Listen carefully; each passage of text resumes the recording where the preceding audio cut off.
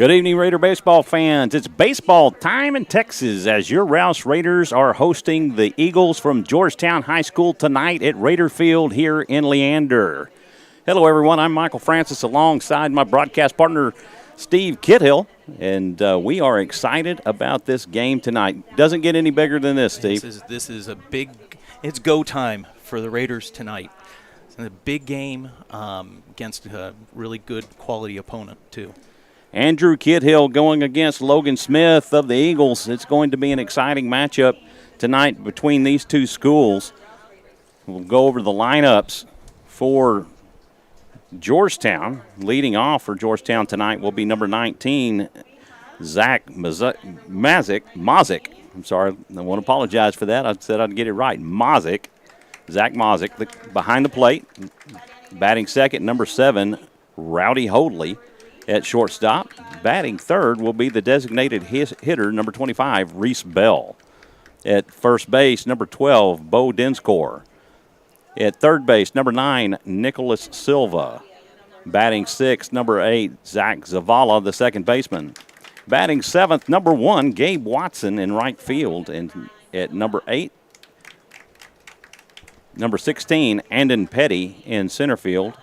And rounding out the order will be number 18, E.J. Davis in left field. Defensively for your Raiders tonight, Andrew Kidhill will be on the mound. Carter Heinrich behind the plate. Drew Forsell will be at first base. Ryan Galloway at second. Colby Diaz at third base. Lucas Sparshu at short. Oscar Salazar in left. Jake Alepa in center. And Keegan Solomon in right field. Exciting matchup between these two squads. Georgetown comes into tonight 13-7 overall, 2-2 in district. Rouse comes in 14-5 overall, and also 2-2 in district. Cedar Park right now leading the district, and followed closely by Liberty Hill and Leander. Surprisingly, those two squads 3-1, where Cedar Park is 4-0 in district right now. So the Georgetown Eagles head coach is Jordan Vieira. His assistants are Chad Payne, Jesse Coder, David Durrell, and Robert Holm. Rouse Raiders are coached by Chad Krimpine and assisted by Coach Josh Harris.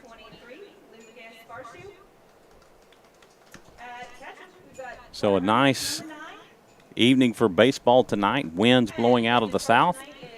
Flags are blowing from right to left as you look at the field. It's going to be a good night for baseball. Always is. Yeah. It always is. A lot of fun. A lot of fun. The weather may not always be the best, but it's never a bad time for baseball, in my opinion. I kind of put it up there with fishing. You know, you cannot catch a fish all day long, and it's never a bad day at the lake. Oh, yeah. As far as I'm concerned, but, you know, it's never a bad day at the baseball field. We're going to take a moment for the national anthem. We'll be right back with you. You're watching Raider Baseball on SHN Sports.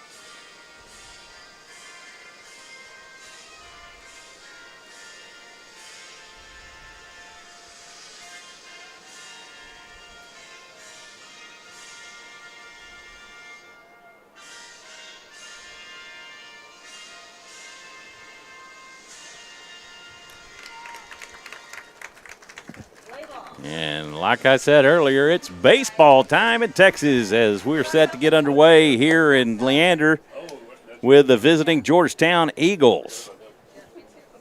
Leading off for the Eagles tonight will be number 19, Zach Mazik. the catcher. Andrew Kidhill on the mound, getting his warm-ups in and digging out around the rubber to get a more sure footing that satisfies him. Thank you. So we'll have one of our visiting alumnus, Clay Kelch, actually in the dugout with the Raiders tonight. Clay attending, I believe, a Bible college. Oklahoma Baptist. Oklahoma Baptist. Great to have him with us tonight. His brother was also a ball player, Cody Kelch. Cody, I believe, in the class of 2018. We got fans coming in. We got a pretty good turnout tonight. We got Mr. Alipa next to me here. Changed his mind. Oh, he changed his mind. I knew he'd get the itch. Running the scoreboard. He was destined to take a night off tonight, but Destiny called him back and said, "We need you." And here he is. Raiders coming off a loss versus Stony Point over the weekend. It was a 14-4 loss, but basically Coach Crimpine giving players an opportunity to play that haven't gotten to play. It was a non-district contest, and so he wanted to give players the opportunity to get some time in and play, and they did. Going into the top of the first inning, starting the Eagles off, number 19, catcher Mazok. Zach Mozik comes to the mound. Comes to the plate. Sorry about that. Comes to the mound. Comes to the mound. Okay, there you go. Way to start it off, stumble out of the gate. So here we go. Zach Mozik stands in from the left side. Andrew Kidhill from the windup delivers a fastball outside for ball one. And we are underway.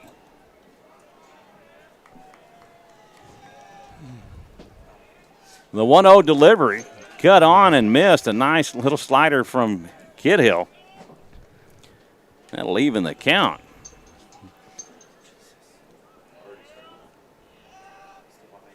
One pitch outside. Fastball for ball two. 2-1 the count to Mozik.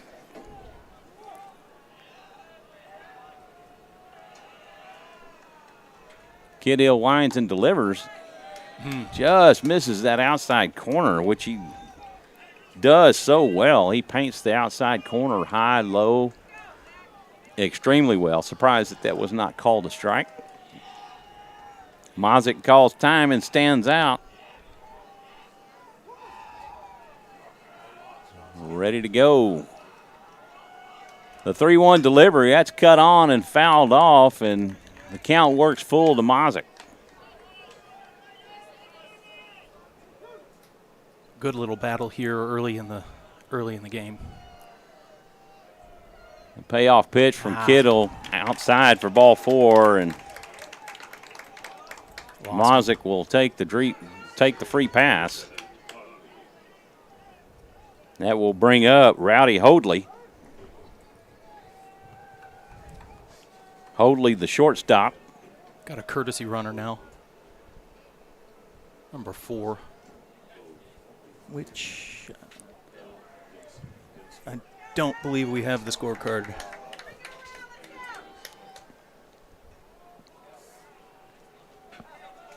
Wade Denton, the courtesy runner for the catcher. Kidhill from the stretch. Hoadley lays down a bunt.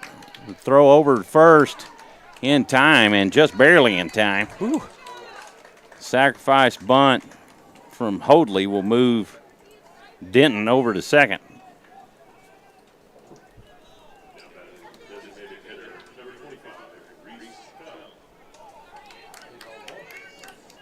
The designated hitter, number 25, Reese Bell, comes to the plate. And boy, let me tell you, that is one big kid right there. Big kid, yeah.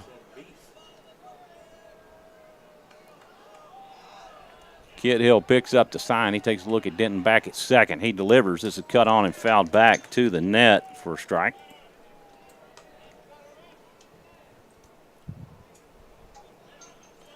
I think Reese got his dad's genes. His dad was a major league pitcher, San Diego Padres, Heath Bell. 0-1 the count to Bell. The pitch from Kid Hill. This is popped foul.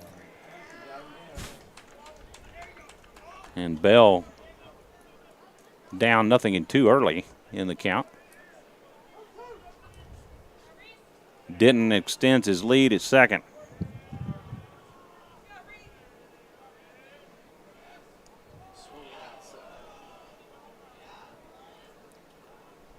The pitch is cut on and hit up the middle to Sparshoe. Sparshoe has it. The throw over to first in time.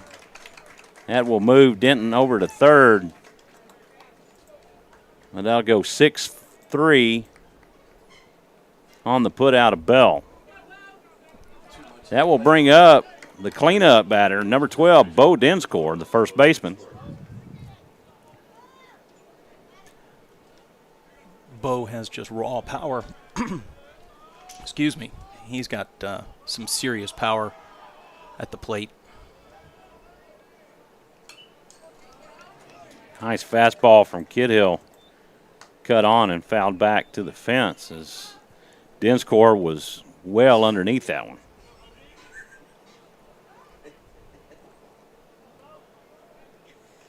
Denton extends his lead at third. Kid Hill takes a long look in. The 0-1 delivery. This is cut on and hit out to right center. That will score Denton. Dinscore with a single.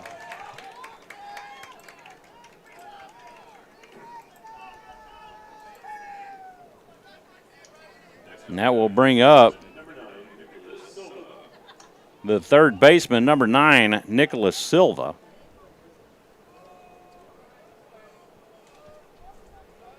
Silva, the fifth batter of the inning.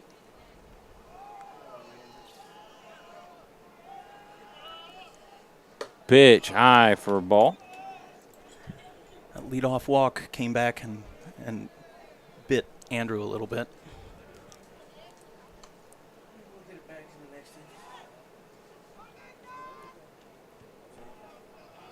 Silva stands back in. Kid Hill takes a look over at first. The 1-0 pitch, that's in the dirt and gets away from Heinrich. And that will send Dinscore down to second.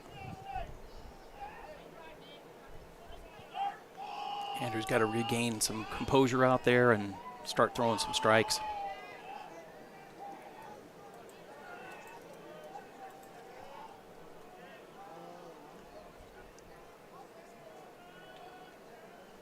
Pitch, this was cut on, and this is going to go foul down the first base side. That will even the count. No, actually, no, it won't. I missed that ball a while ago. 2-1 the count now. I know it. I got to pick it up.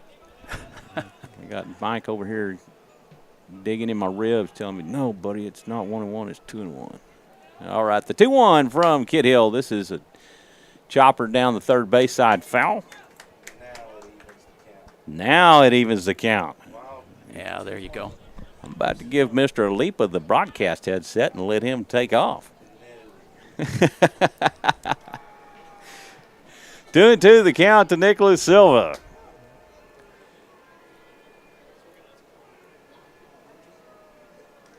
Kid Hill comes set, takes a look at Dinscore, and he'll step off and looking back.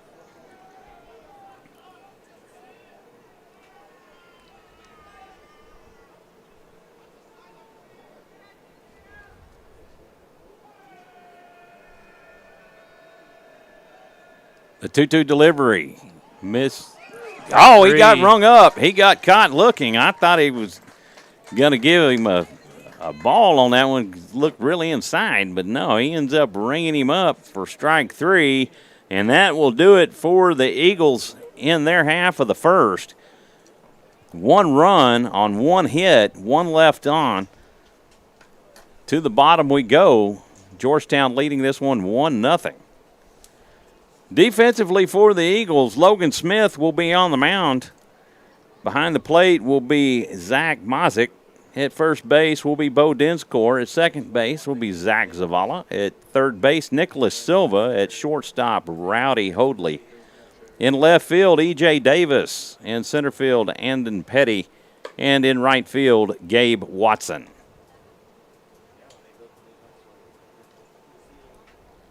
Leading off for the Raiders will be the right fielder, Keegan Solomon, followed by Jake Alepa and Oscar Salazar. Jake, one of the recipients to get a day off on Saturday. Dad says he needed it.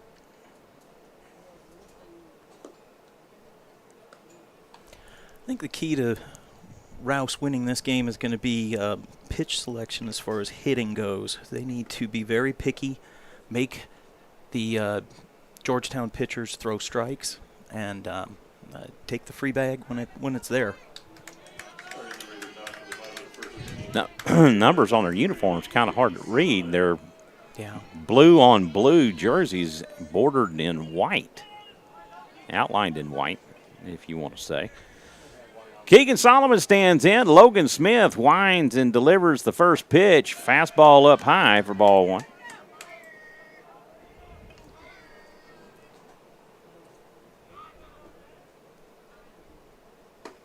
Smith delivers a fastball in for a strike, and that will even the count at 1. Am I correct on that, Mr. Lipa?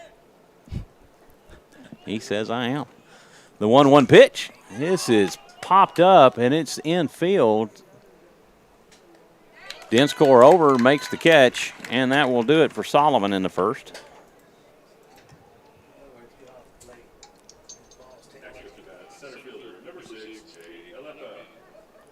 Center fielder Jake Alepa comes to the plate. A pitch from Smith misses low for ball.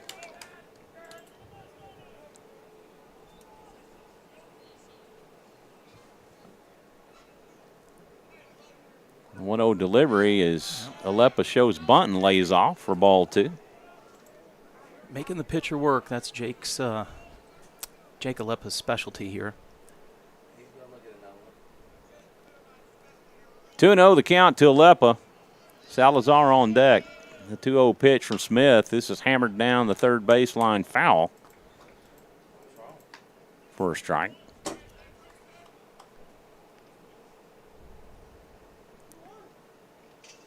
2-1 the count to Alepa. Misses for ball 3. 3-1 the count. 3-1 is Alepa shows bunt, lays off, and takes first strike. That will work the count full.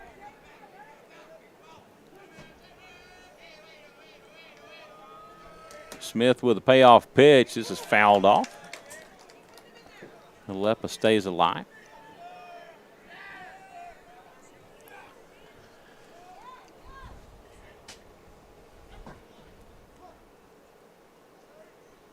The 3-2, curveball cut on and missed for strike 3.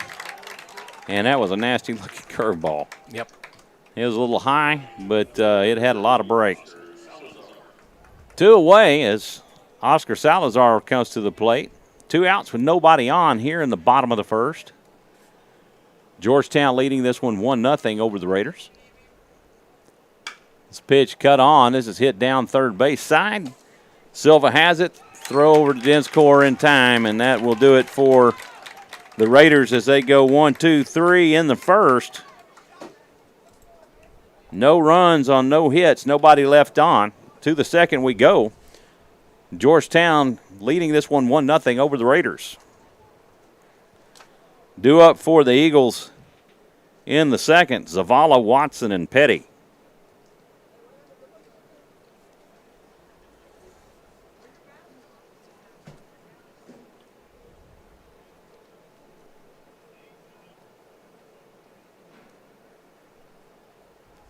So, Dad, I know you're nervous with my heart's son racing being right out now. there. My heart's racing, and if I wasn't, I need to stand up to keep the nervous energy going. So, did he talk about what he needed to do prior to this game as what he was going to focus on? And no, he was in actually a foul mood all day today. So we kind of let him be himself and just tried to stay out of his way. So he's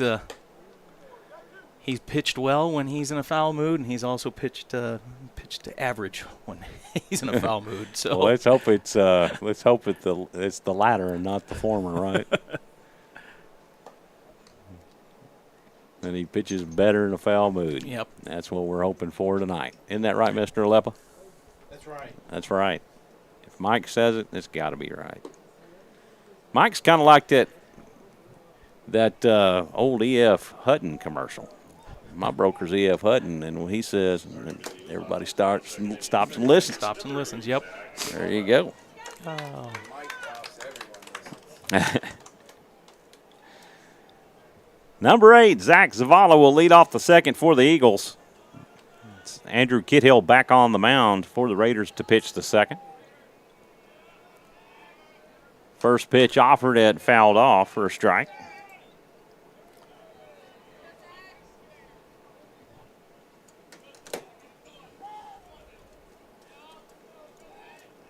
Watson on deck for the Eagles.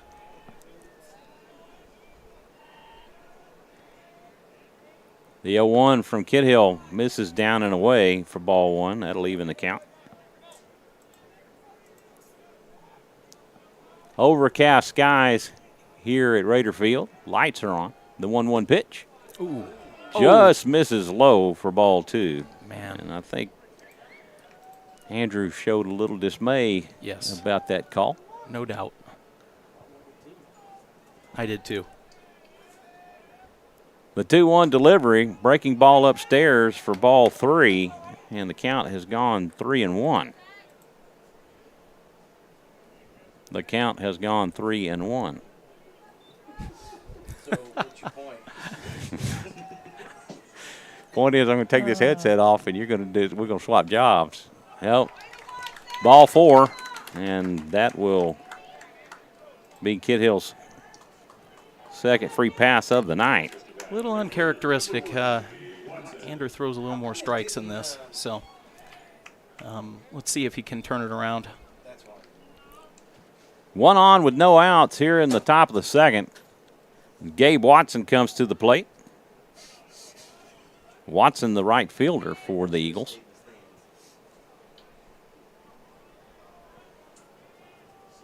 Kidhill moves to the stretch. Swing and a miss on a high fastball for strike one. Throws that appealing meatball just up out of the zone and gets it up in the eyes, and it looks big, but it's going fast.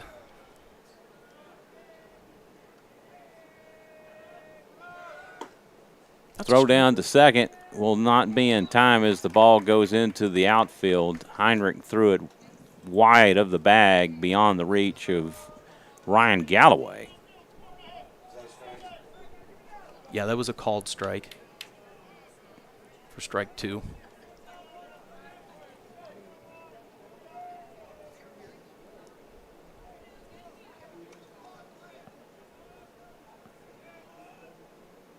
Zavala extends his lead at second. The pitch from Kidhill, that swung on and fouled back, and the count will remain 0-2.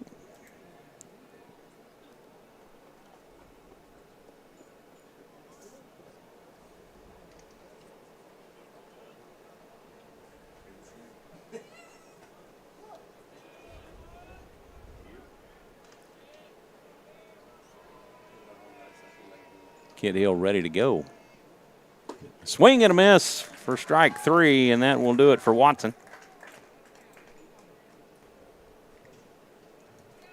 That will bring up the center fielder, Andon Petty.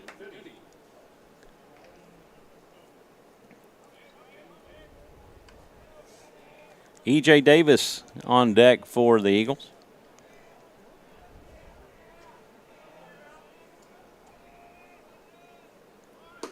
Kid Hill delivers a fastball on the outside corner, and that was a strike no matter whether he left his bat out there or not. That's signature pitch of Andrew Kidhill. He just paints those outside corners so well.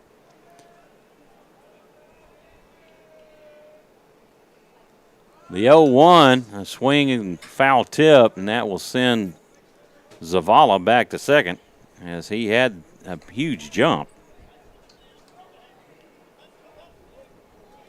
That will put Andon Petty in an 0-2 count.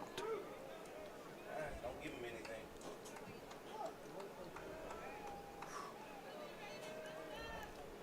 Kid Hill picks up his sign. He takes a look back at Zavala. Ooh, that was a balk. Comes back and swing and a miss for strike 3. And Kid Hill with back-to-back strikeouts. That was actually a balk. I will call that. He moved that front shoulder once he came set. The umpires just didn't see it, so. Left fielder E.J. Davis comes to the plate. That will put Zach Mozick on deck. He's the leadoff. Kid Hill looks Zavala back to second.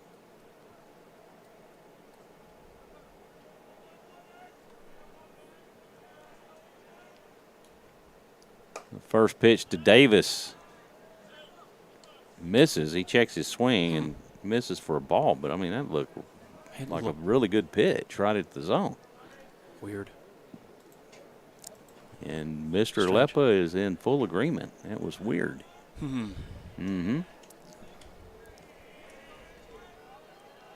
1-0 the count to Davis.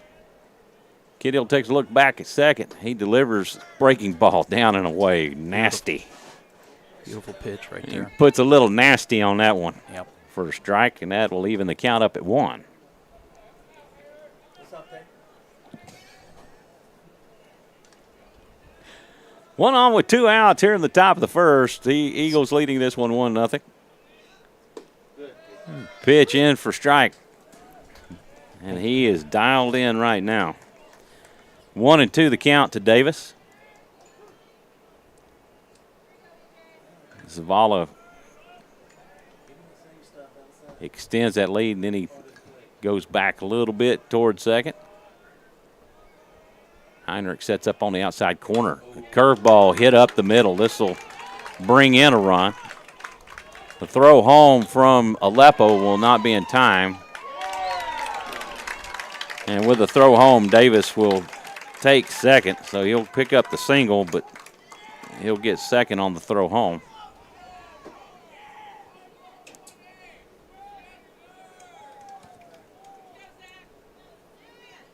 Next is the catcher, number 19, Zach Mozick.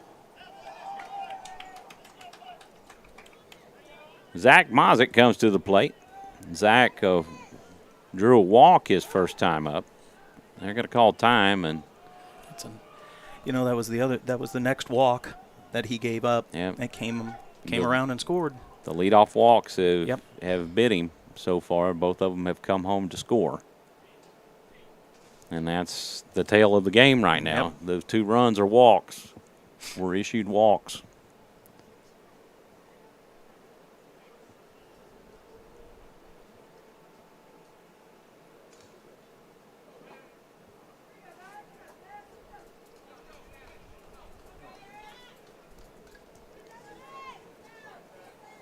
Zach Mozick will make his way back to the plate. Defensively for the Raiders, I know we've gone over it once, but we'll go over it again. Kidhill on the mound, Heinrich behind the plate, Forsell at first, Galloway at second, Diaz at third, Sparshoe at short, Salazar in left, Alepa in center, and Solomon in right.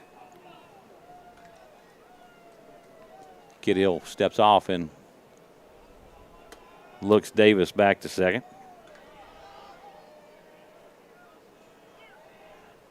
Pitch to Mazick, down and away for ball one.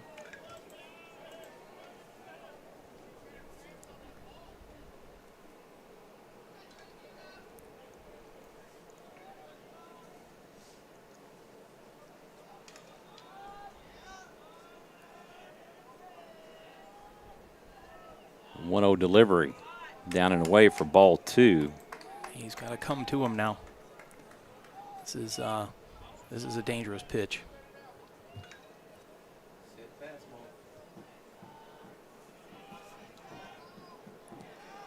2-0 the count to Mazick. Kid Hill toes in. He deals. This one's fouled off for strike one. 2 balls, 1 strike to Mazick.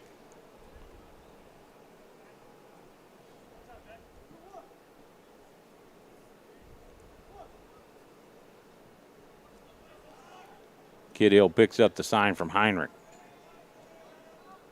Takes a look at Davis back at second. Steps off and spins around, and nobody's holding him on, but Davis will return to the bag. I have seen some runners from time to time challenge a pitcher because the baseman's not on the bag and they won't make a move toward the bag. Yep. The 2-1 delivery, this is cut on and fouled back for strike two as Mazick chased the high fastball.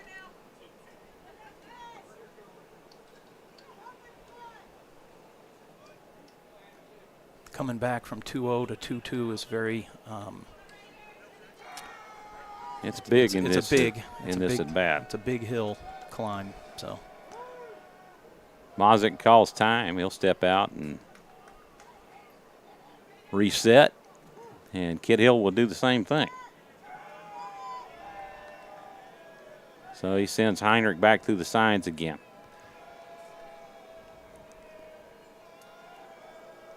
The 2-2 pitch, a breaking ball. Oh. Just misses outside Heinrich call. because swore that was a strike as he started to take off. And usually your catcher, he knows. We got to have that call. That's. Wow. And the count goes full. We can't squeeze. Not to this level. Man. The payoff pitch from Kid Hill, fastball back up the middle. Kid Hill able to play it. The throw over to first in time, and that will do it for the Eagles in the second. They get 1 run on 1 hit, 1 left on to the bottom we go. Georgetown leading this one 2-0 over the Rouse Raiders. That will go 1-3 on the putout of Mazick.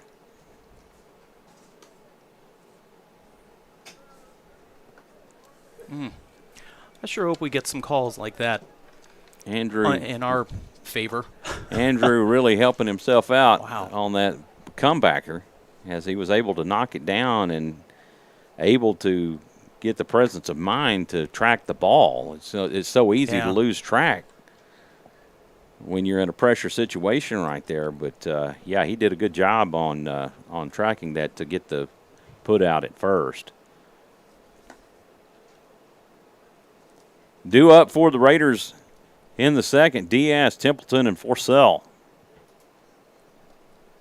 Logan Smith back on the hill for the Eagles who pitched the second as he went 1-2-3 in the first.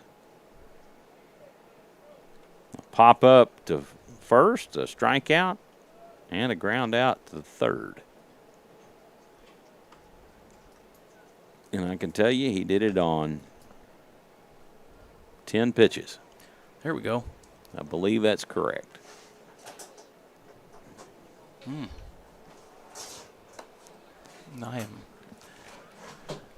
I'm still steamed over the strike call that was missed. Couple of strike calls that were missed. That happens. Man. I know there's been times where I've sit here and was in the process of calling a strike, and then you just like, you get that slow-mo. Wait a minute, that wasn't a strike, that was a ball. The big third baseman for the Raiders, number 17, Colby Diaz, will dig in from the right side as he faces Logan Smith for the first time tonight. He takes for ball one. Logan Smith is working at a very fast pace. He does work quickly. The 1-0, a pitch down and away for ball two. He gets that ball and is ready to go again. I wonder if that's coaching. 2-0 the count. High fastball for ball three. You know, some pitchers just want to work fast. You know, they don't want to be methodical and work slow. They just want to get up there and get their business done. The 3-0 pitch from Smith gets him on the shoulder, so it wasn't quite a free pass as it was ball four, but he earned it. He earned the hit by pitch. He got the hit by pitch on there, so I can't classify it as a ball four, as a walk. Number 4, Brian Templeton. Now we get the leadoff batter on, so that's that should be. So the tying run is at the plate in the form of Brian Templeton. Throw over to first will not be in time as Diaz gets back in standing up. Drew Forcell on deck. First pitch to Templeton, inside for a ball.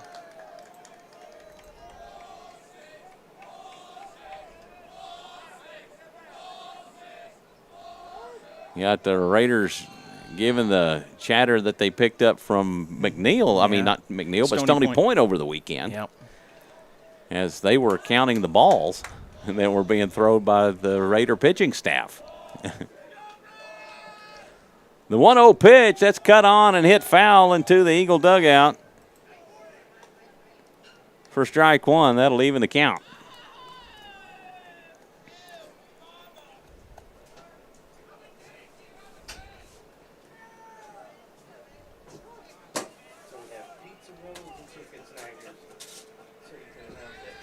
Smith from the stretch, the 1-1 pitch, misses inside for ball two. 2-1 the count to Brian Templeton.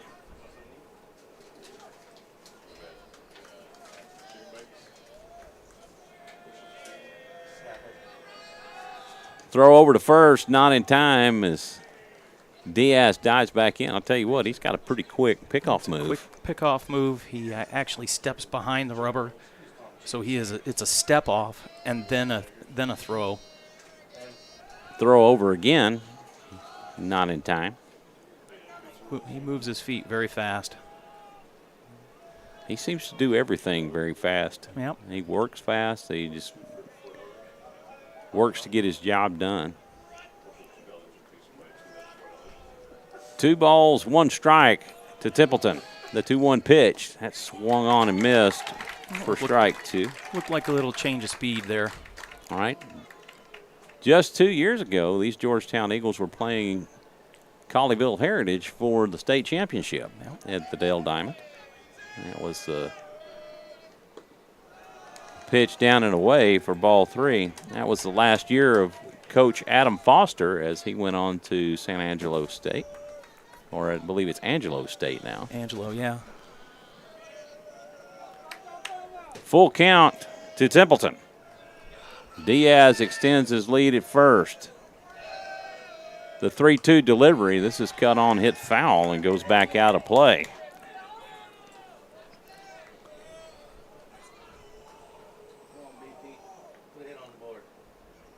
Raiders do need some offense generated here. Historically this season, they've done their best work with 2 outs. The payoff, this is cut on and hit over to third. The throw to second.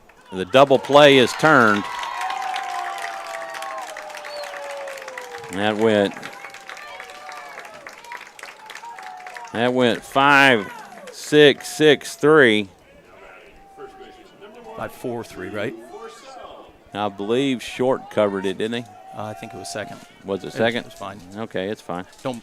So 5-4-4-3. Either way, it's a double play. It's a double play anyway. Anyway you slice it. And that will bring up Drew Forcell.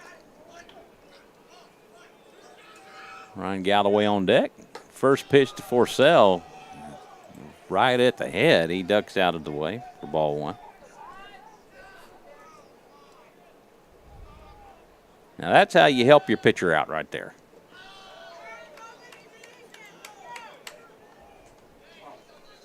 Did he call that a strike or a ball? That was a ball. I believe it was 2-0. That should be the count. 2-0. The 2-0 delivery, that pitch in for a strike.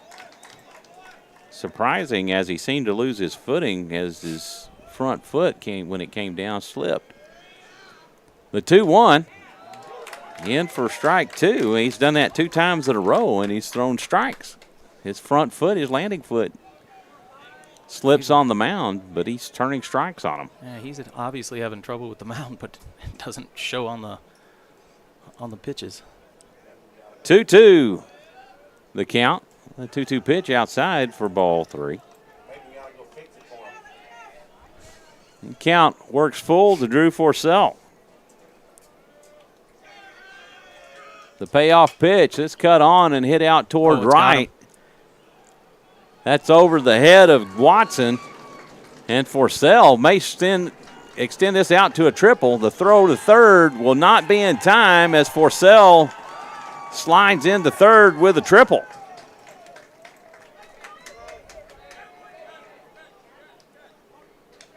Right fielder was playing very shallow on him, and he launched that one. Yeah. Drew took advantage of it. Yeah, That ball carried and the wind's not even going that way. He hits that opposite field.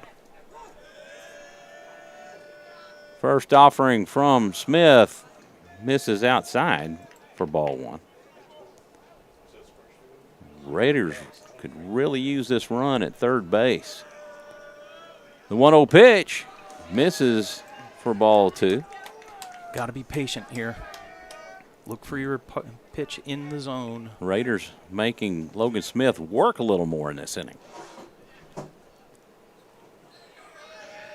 Lucas Sparshoe on deck. The 2-0. Oh, Right at the top of the zone for a strike. About to say, I'm glad he didn't swing at that. That's not a 2-0 swing pitch.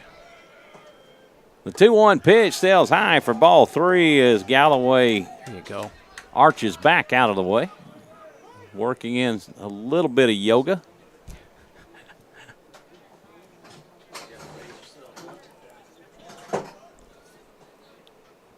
We want to thank everybody for tuning in and watching Raider Baseball here on SHN. If you would, if you haven't already, please click like and subscribe and keep up with Raider Baseball. This pitch is Get out of here. cut on and Get hit outta here. deep to Get outta left. here. And that's over the fence. That is a home run off the bat of Ryan Galloway, and this game is tied. There we go. Ryan Galloway launches a moonshot to left. And the Raiders have tied this ball game up. Knew it as soon as it was hit.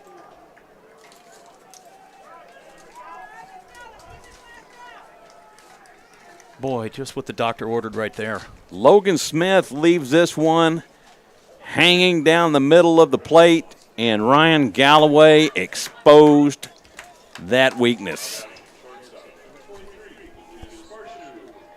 Just what the doctor ordered, and not only does that tie the ball game, but that'll also give Mr. Kithill a little bit of confidence when he goes back out to the mound. Pitch down and away for ball 1. And guess what?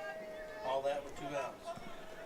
Yeah, again, that was a Again, 2-out. That's a where we do 2-out our route. best work, right? Triple and a home run. The 1-0 pitch inside for a strike. That was not a strike. Well, I have to go with what the umpire says. Unfortunately, if I have it differently in my book, it doesn't count. I can't yell out, no, he's out. This one cut on, and it's popped up. It's out of play for strike 2. So 1 and 2. 1 and 2. 1-2 the count to Lucas Sparshoe, the Raider shortstop. Carter Heinrich on deck. The 1-2 pitch for Smith. This is fouled off on what most likely would have been ball 2.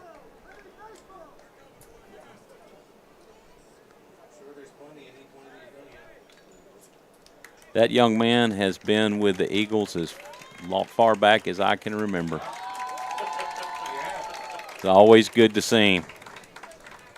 And he loves the Eagles. Absolutely loves great. them. That's great. That's a great tradition right there. It really is.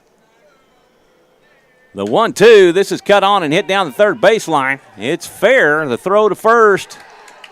Not in time as Sparshoe beats it out. That was a good call because he was safe. That'll go down as a single for Lucas Sparshoe. The Raiders with 3 hits in this inning. What's he A going triple, out there for? a home run, and a single. All with 2 outs. Coach Gus didn't like the call or something, but he was safe. There was not any question out there. Are you kidding me? He's asked for help from the home plate umpire. This never, watch, this will work now, but this never works. They ain't gonna change it. No, they're not going to No, change. it He shook was- it off. He's shaking his just- head. He'll turn and call him safe, and that'll be it. They're talking about where they're going for dinner tonight. It's like, we got to make this look good. Hey, what do you want to go? Where do you want to go eat? I think we'll go to Waterbury. You know, there's a Pizza? Wendy's right over here. We can go to Wendy's. There's the call safe by the field umpire. So sometimes, it's probably not what you think they're talking about. They're like, Right. we got to make this look good. So where do you want to go? And then put your fingers up on your mouth, make it look like you're really thinking about it. And throw over to first will not be in time as Sparshoe dives back in. Carter Heinrich comes to the plate for the Raiders.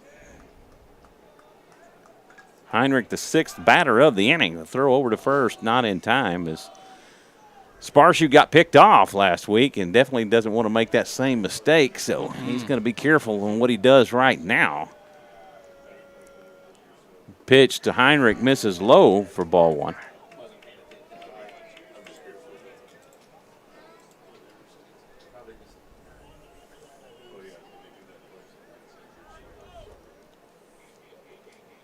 The 1-0 pitch, that's high and inside for ball 2.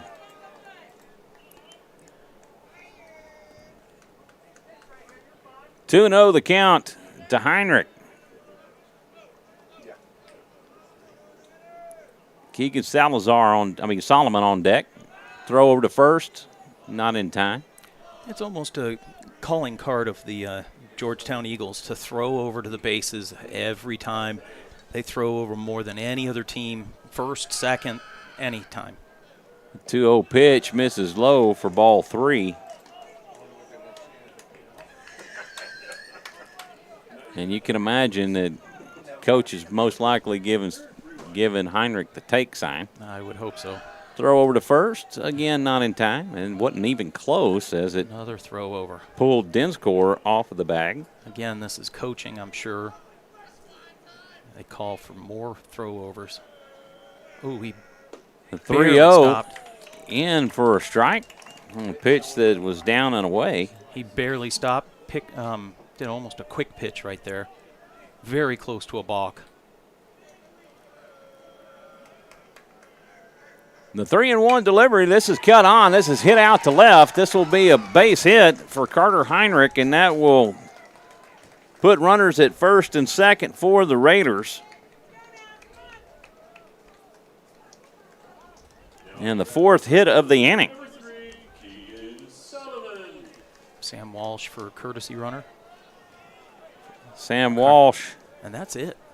comes in, and he will courtesy run for the catcher. They're going to call time and talk to their young hurler. Oh, okay. Yeah, So the other one was to the umpire. So Yeah. this is his first visit to the Yeah, mound. first mound visit. Got it. So, and nobody's been warming up, getting loose. So most likely, Although I see some action. I think they're just starting.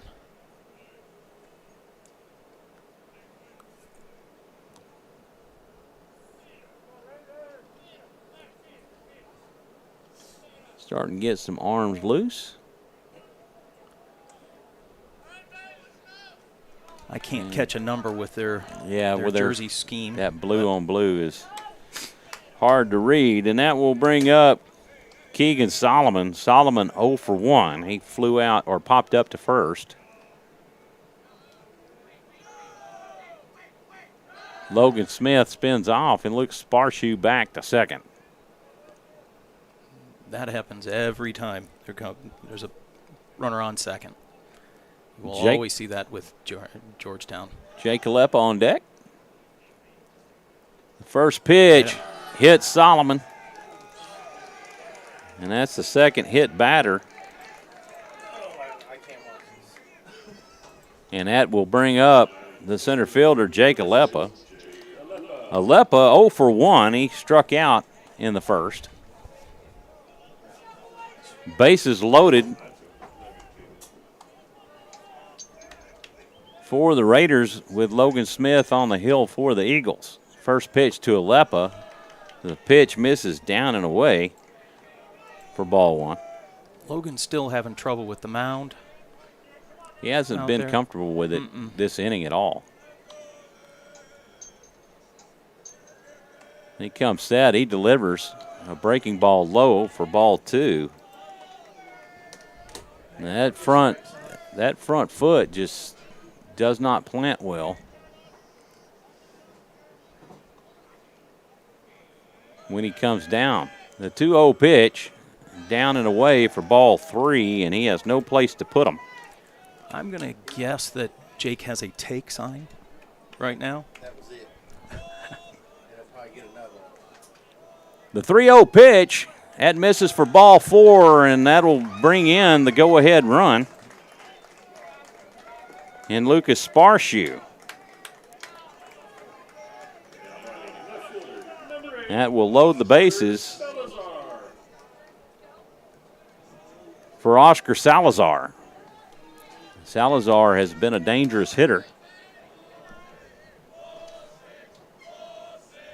The pitch down and away for ball. And Salazar, the ninth batter of the inning.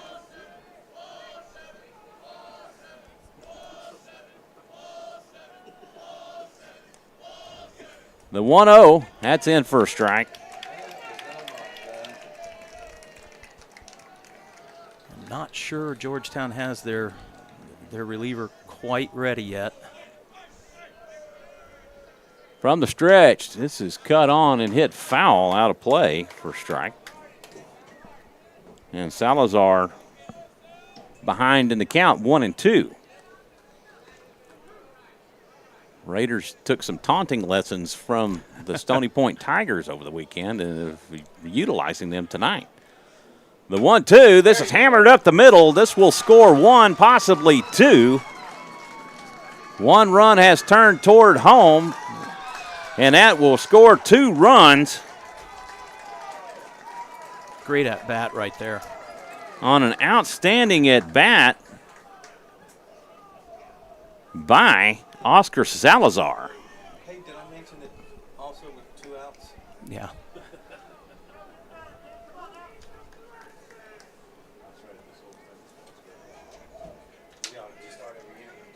Mazick calls time. He wants to go talk to his pitcher. I'm sure he's trying to kill some time to get their pitcher ready, as this brings up Colby Diaz.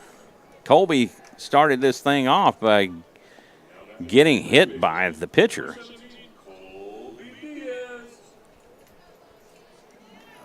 I think you're going to get a timeout here. And that's going to be it. Coach Vieira has seen enough, and that will do it for Logan Smith, as the Raiders have scored 5 here in this second frame. That's nice when you can put those crooked numbers on the board. Oh, boy. With 2 outs. And we did mention that. In fact, I did mention that. Yeah. We do our best work with 2 outs. Yep. It's amazing. And the Raiders have not disappointed here in the second. And I haven't seen the number yet on who this may be. It's a lefty. Turn, turn, turn, turn, turn, please. Number 2. That is going to be Jaime Lopez.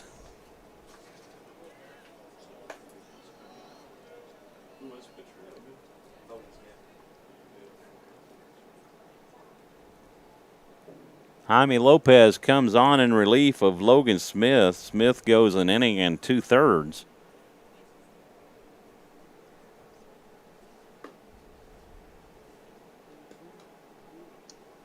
Coming in to pitch to the Eagles, number 2, Jaime Lopez.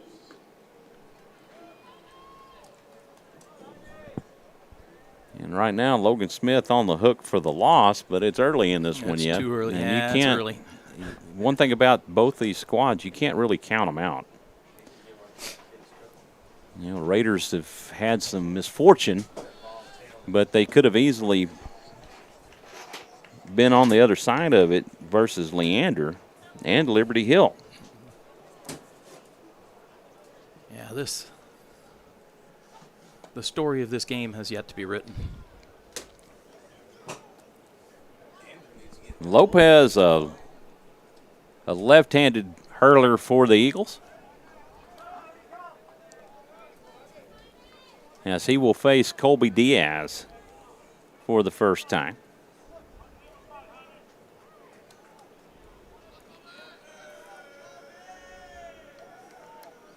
Righty-lefty matchup here. And there we go. Lopez will spin off, and he'll look Alepa back to second. Complete coaching right there. That's again, the calling card of Georgetown. Somebody on second, you need to step off.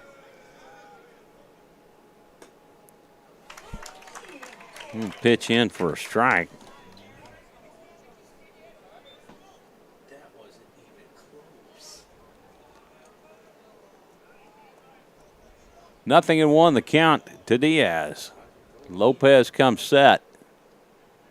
He deals. Fastball down the middle for strike 2. Nothing in 2, the count to Diaz.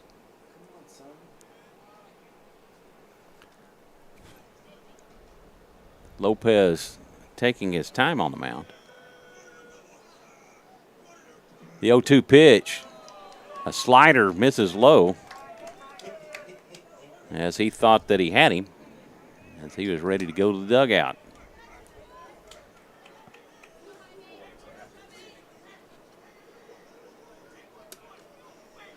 The 1-2 pitch, this is cut on and hit out to right. Gabe Watson over, makes the catch, and that will do it for the Raiders' second. But the Raiders do some damage as they get 5 runs on 1, 2, 3, 4 hits. Of course, the big blast And coming 2 left on. Yeah, the big blast coming from Ryan Galloway with the moonshot to left field. Kind of broke the game open a little bit.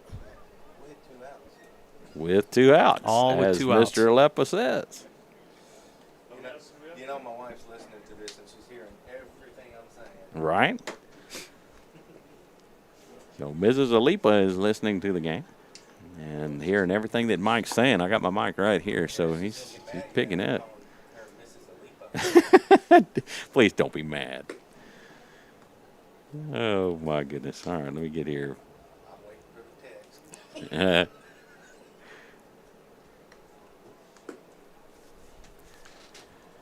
Andrew Kidhill back on to pitch the third for the Raiders as he had quite a bit of rest in that last half inning. Raiders leading this one 5-2 over the Georgetown Eagles. Due up for the Eagles in the third will be Hoadley, Bell, and Dinscore.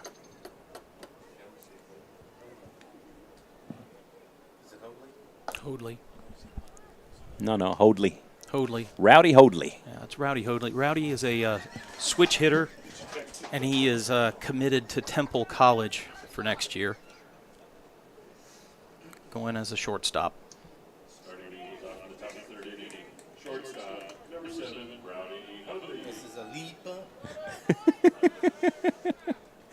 A leaper. A leaper, leaper, leaper. Hoadley digs in. Kid Hill delivers. This one's cut on and hit foul for strike one. Hoadley with a sacrifice bunt his first time up as he moved Mazek over to second. The 0-1 delivery, swing and a miss for strike two. And again, Kid Hill masterfully painting those outside corners.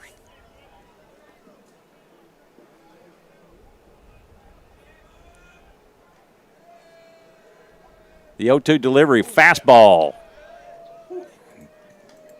Just misses, folks. To be honest with you, I thought it was a punch out, but just not quite what the umpire desired. That pitch misses for ball two. 2-2, the count.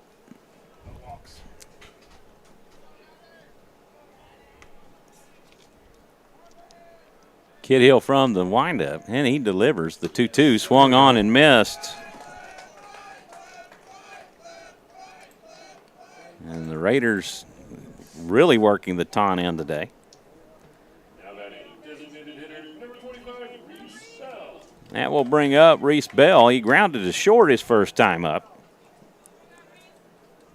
Bell, the designated hitter for the Eagles.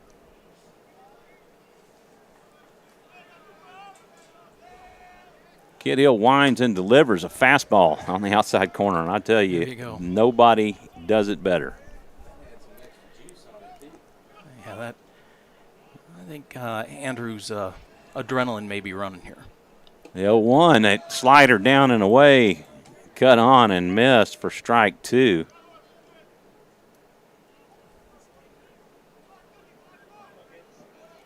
Nothing into the count to Bell. The 0-2 pitch, this is cut on and hit foul and ends up going into the Eagle dugout. Count remains 0-2.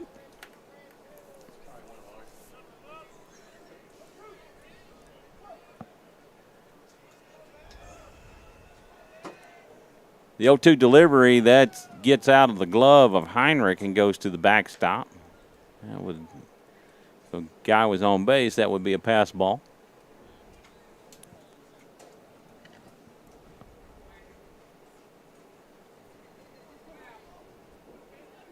One and two, the count to Reese Bell. Bo Dinscore swing and a miss for strike three. And that will bring up Bo Dinscore. Dinscore with an RBI single back in the first. Ended up stranded at second base. I'll tell you what, these are high-level matchups, high-level batters, high-level pitching. You're going to see them in the next level. Pitch down and away for ball one. The 1-0 delivery. I tell you what, he just does not budge on the middle of that zone at the low part of it. Nope. He's established it. But he's been consistent with it. What looks as a strike to us is he's not seeing it that way. The 2-0 pitch, that's cut on and fouled back for a strike.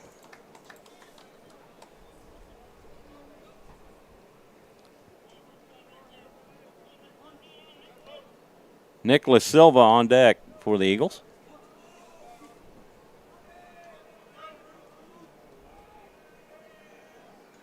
The 2-1 from Kid Hill sails high for ball two, or ball three, and the count goes 3-1. He kind of aimed that one.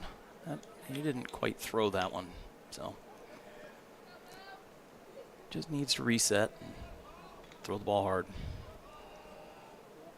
The 3-1, this is fouled back out of play, and the count works full.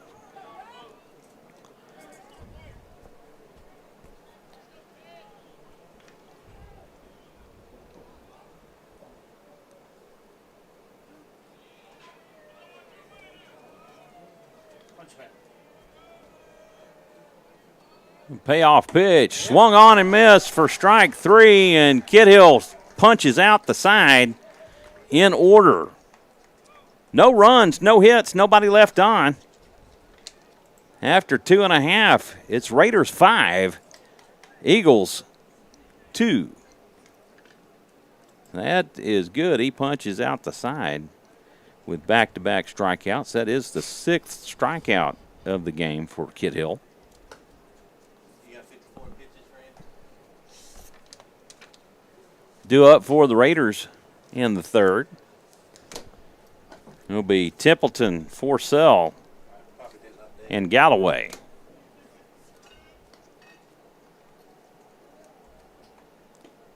Templeton grounded out to second to begin the inning. And Forsell with a triple, followed by a Jimmy Jack from Ryan Galloway. You knew it when you could just hear it. You heard the ball hit the bat, and that has a chance. He got it up, and kind of a no-doubter, in my opinion. All right, Brian, let's go. Starting the Raiders off in the bottom of the 3rd inning, designated hitter Brian Templeton.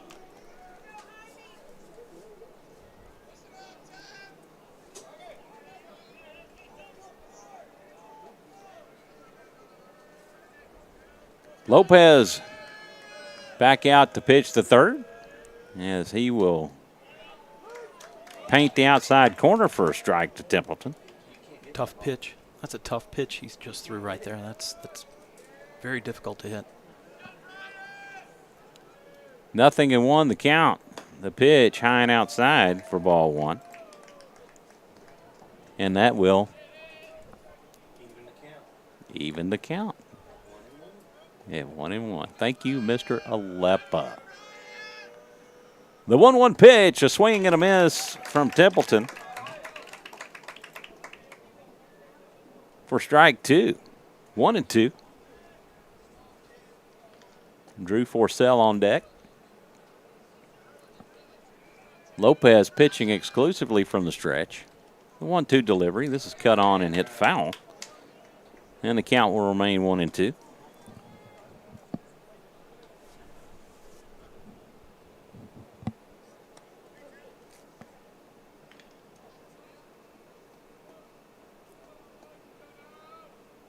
Mazek gives the sign, the pitch.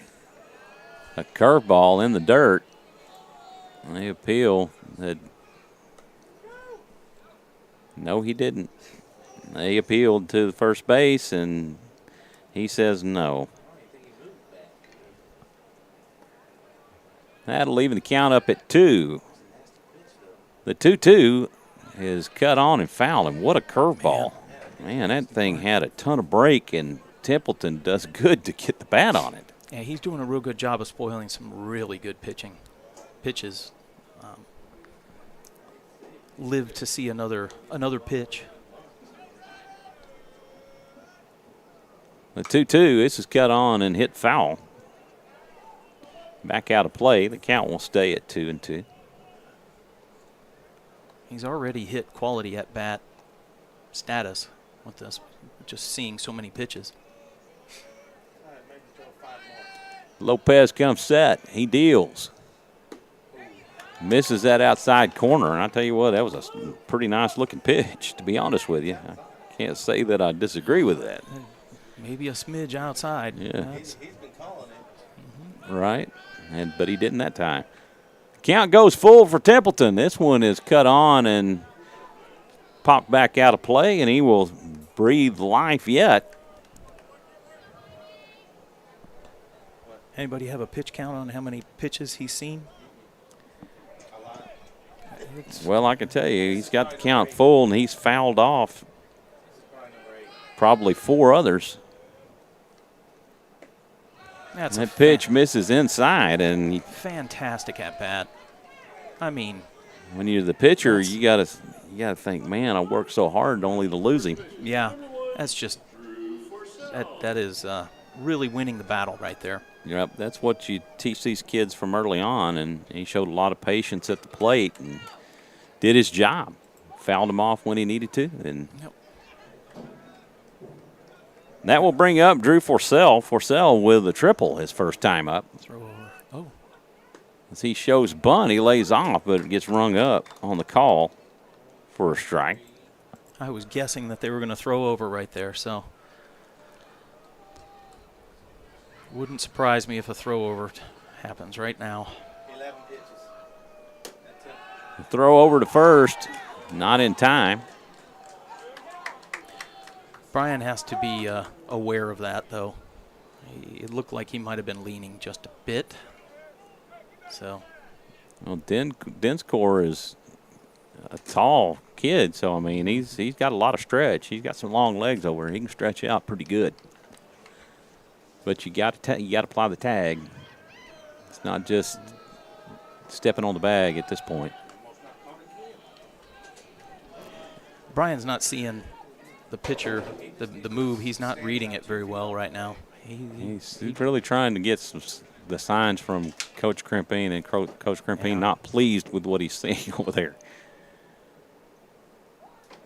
The 0-1, and this one's popped up. Foul for strike two.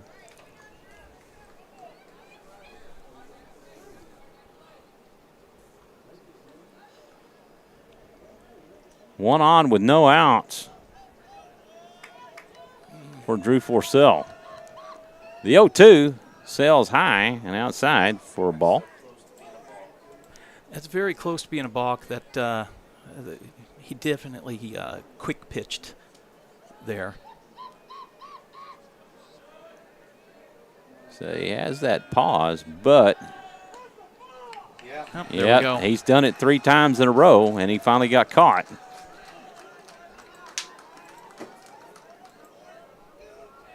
So umpire must be listening to our broadcast. Yep. Just kidding, folks. Umpires issuing a warning to the Tell him you Rouse. can't talk to the pitcher. Rouse taunters. Don't worry, it comes and goes. We've been on the receiving edge of it many times. 1-2 the count to Forsell. Templeton at second base. Nobody holding him to it. And Forsell calls time as Lopez takes quite a bit of time on the mound. Showing some senior leadership for Drew just to back out and reset right there. Lopez will spin off and look Templeton back to second. But again, nobody holding him on the bag.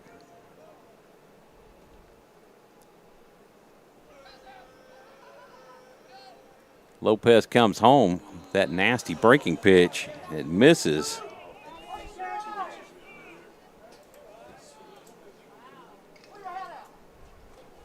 And so, understandably, I mean, I can understand. We've seen that. Georgetown faithful's not too happy with that Not call. too happy. That was a nasty-looking pitch. He's got a breaking ball that just has a lot of movement. Yep. I mean, you normally see movement coming out of a lefty anyway, but, I mean, the break that's on that thing, that's got to be not quite a 12-6, but you're looking at maybe a 10-6. So, you know, it's – count has gone full to Drew Forsell. Lopez deals. This is high and inside for ball 4. Should be full ball 4, right? Yep. Yes. There it is. Because he tried to call timeout before. Runners on the corners for Ryan Galloway. Galloway launched the moonshot. He's going to call timeout to talk to his infield, see if they can't work into a double play right here. But most likely they're going to make a discussion about possibly bringing somebody else in. I think they called him. Here he comes. Your guess is as good as mine as far as the number goes.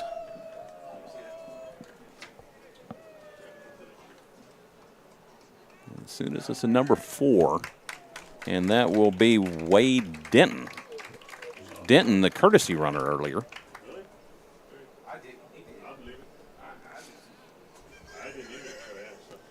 So Wade Denton is the relief pitcher. And Lopez goes a third of an inning.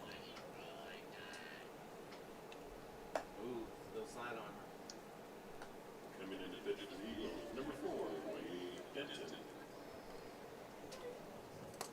Let's keep the game changer up there. I don't know who's Third pitcher of the game so far for the Eagles, as we're still early in this one. 3 in the bottom of the third inning.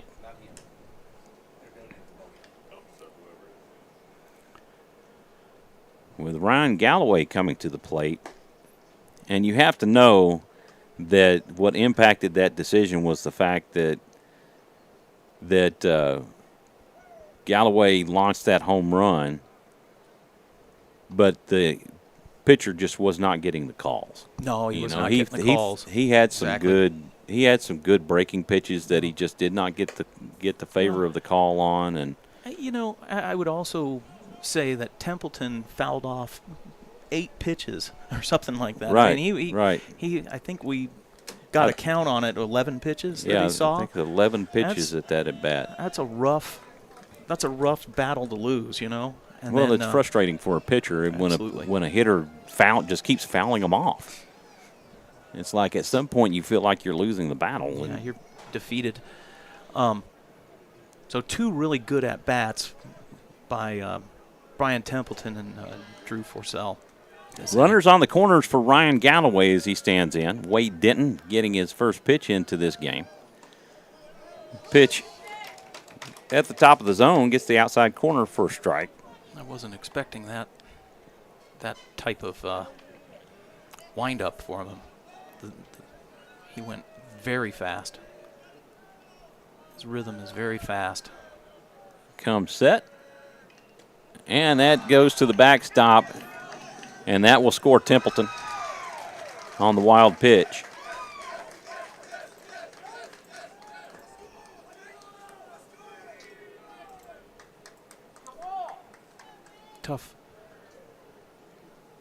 Tough situation for Denton to come into. But it's one of those things when you do come into it, you can't put the ball into the backstop here. Well, you got to start throwing strikes. And the other things too that play into that is how much does a catcher work with the sidearm pitcher, and how much action does that pitcher actually get to see in a game situation? Very true. So those play into it, and sometimes are a factor in a wild pitch versus a pass ball.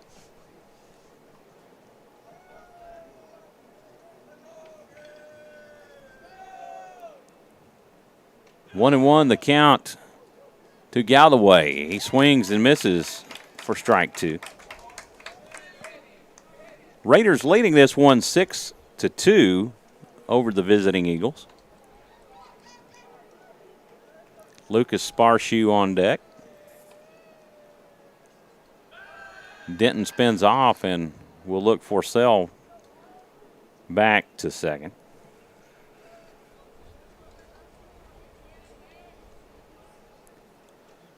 Denton comes set. He takes a look back. And takes another look back.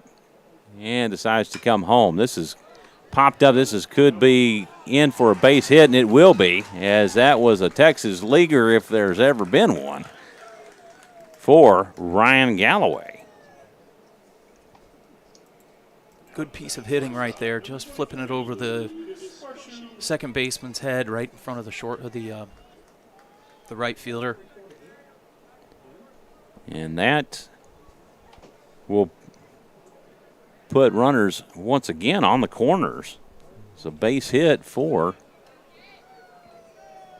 Ryan Galloway. And Lucas Sparshoe, he had a single back in the second as he takes for a strike.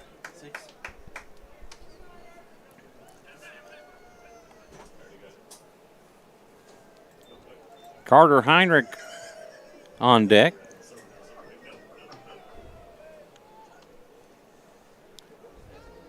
Denton comes set. He will throw over to first. Not in time as Galloway just gets a hand in on the bag ahead of the tag. I don't know if Coach Krimpine has a play on or what, but those guys are seeming to slip and stumble on the way back to first base. The throw home will miss for a ball. And to be honest with you, that looked like a strike to me. Yeah. I mean, the one thing I try never to be is a homer on this, but I mean I'm only a homer when my son pitches. Sorry, and I actually sorry, not sorry on that. throw over will not be in time as Denton obviously does not like Galloway being at first. The Hoot Owls have come out in Leander.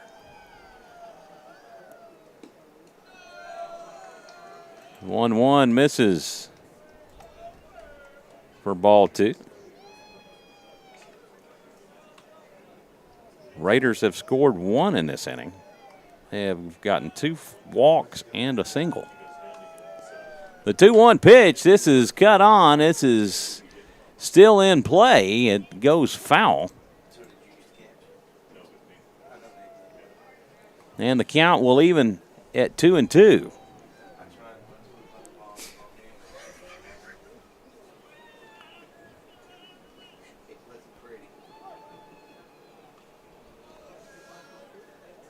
Denton picks up the sign from Mazick. The throw over to first, not in time. Lots of throws over to the bases. Well, the other thing about it, too, is that those throws are throws. Yeah. You know, so you're making your pitcher work a little extra by doing that. The 2-2 in the dirt. And the count goes full. And I can say in the dirt because we have a dirt home plate circle. It's all dirt. It's all dirt. Don't have to worry about the turf. This whole week, you can say that. Right. I can say it this week. The payoff pitch misses for ball 4. It was low down the middle. I think that was low, and And that will load him for Carter Heinrich. Coming up for the Raiders, catcher number 9, Carter Heinrich.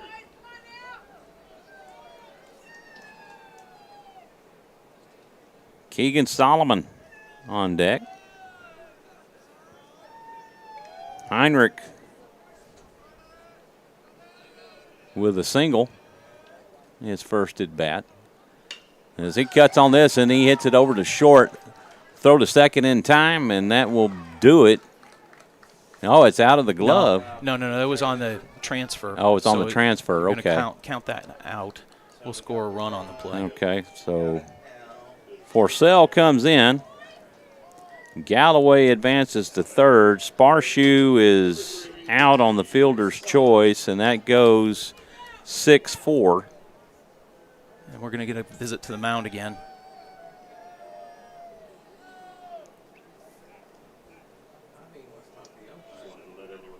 And Heinrich. Oh, so the runner didn't slide.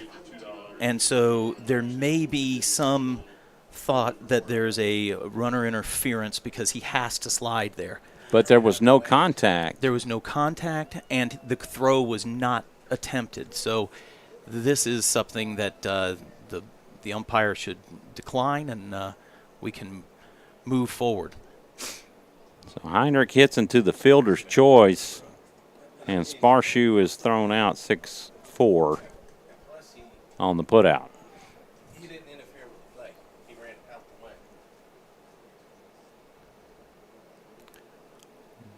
And so that's the way it's going to stand, as Coach Vieira will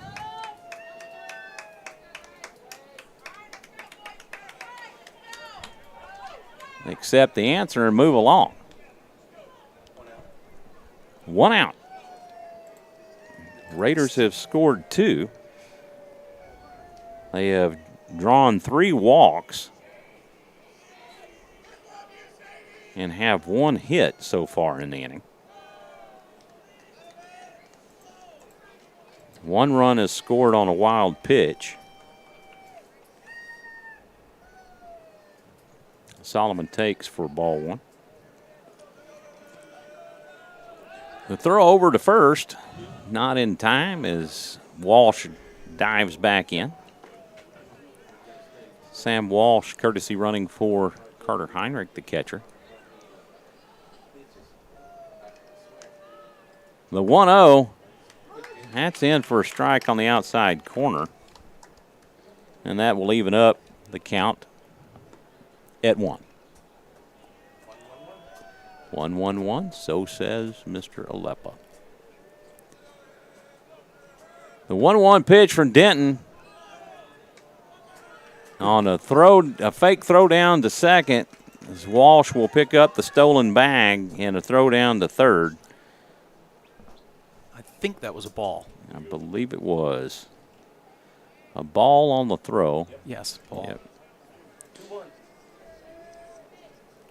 Good base running there all around by the Raiders. 2 balls, 1 strike. The pitch from Denton, this will hit him and load the bases. That's the second hit by pitch for Solomon as he's earning his bruises this game.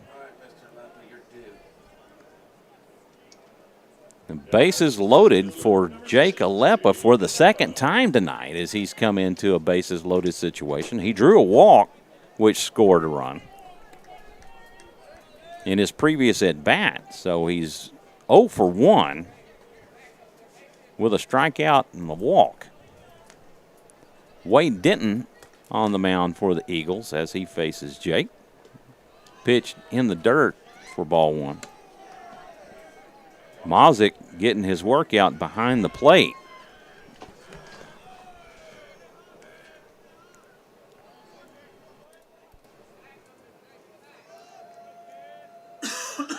Denton comes set. He delivers. That pitch in for a strike. As he gets the inside corner.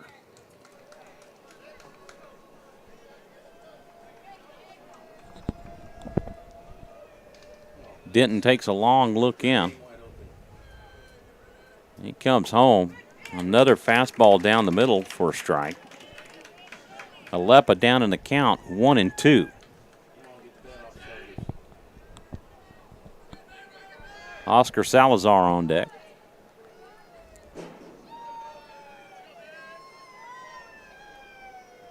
The 1-2 pitch from Denton outside, and Alepa able to check his swing. And the count goes 2-2.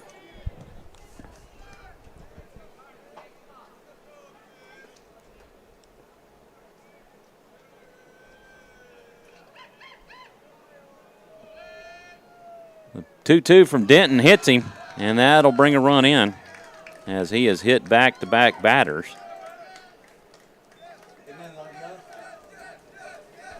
RBI. Left fielder, number 8, Oscar Salazar. And that'll load him up for Oscar Salazar as 1 run is scored and the wheels have just really fell off with the Eagles pitching staff. Yep. First offering to Salazar, cut on and missed for strike 1. Raiders have scored 3 in this inning by virtue of 3 walks and 2 hit batters and 1 hit. The 0-1 delivery, that's in for a strike.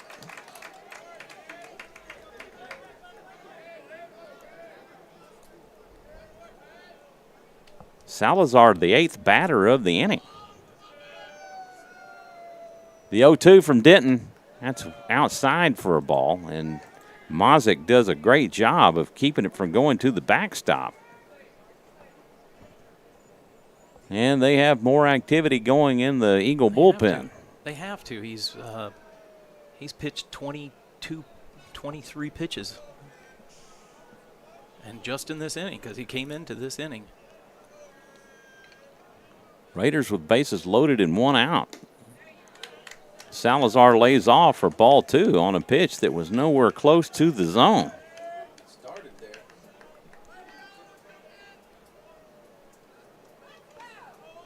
Salazar steps out, gets his reset, and here we go. Wade Denton picks up the sign and deals. This one is cut on and hit out to shallow. Should be an infield fly. Short. And he called infield fly. Yeah. Infield fly rule. Third baseman, number 17, Colby Diaz. That's 2 outs, and that will bring up Colby Diaz. He's 0 for 2. Or actually, he's 0 for 1. With a hit by pitch, right? He's been hit by pitch and is popped up to right. He was just thrown out on the double play. First offering from Denton sails high. I'm going to guess that the catcher got crossed up right there. He jumped up, kind of took a stab at it. Yeah, it was fortunate it wasn't called for interference. Yeah.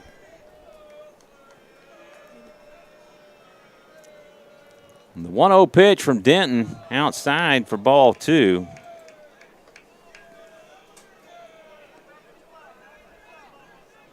Bases loaded with 2 outs for Colby Diaz. Another dangerous hitter.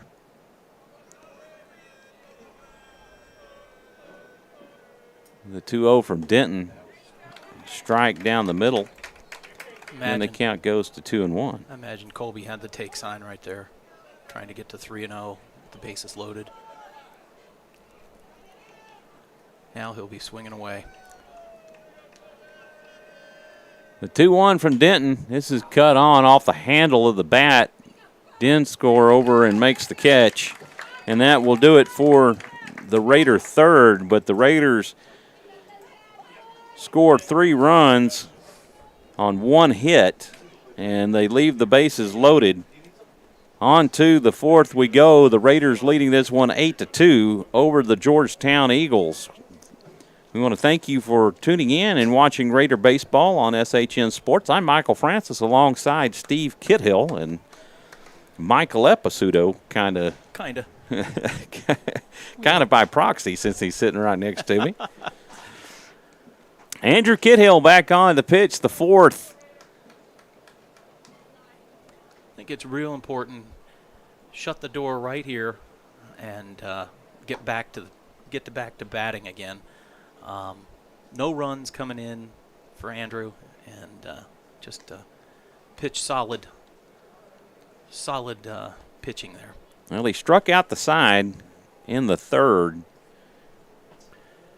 and due up for the Eagles in the 4th will be Nicholas Silva, Zach Zavala, and Gabe Watson. So you're looking at their 5, 6, and 7 hitters. He struck out the side with the 2-3-4 hitter, huh? Yes, he did, through the heart of the order. There we go. That's what I'm talking about. That's where Dad can be happy. He's in his happy spot right there. If Andrew's happy, Daddy's happy. That's right. I know that usually has to do with Mama, because if Mama's not happy, there ain't nobody happy. Not anybody. Nope. And that is a truth of life. Yep. Any married man will tell you if your wife's not happy, nobody in the house is happy. Nobody. Not even the dog. No, definitely. But the dog is probably the most favored out of anybody else in the family. Nick Silva comes to the plate. He's 0 for 1. He caught looking back in the 1st.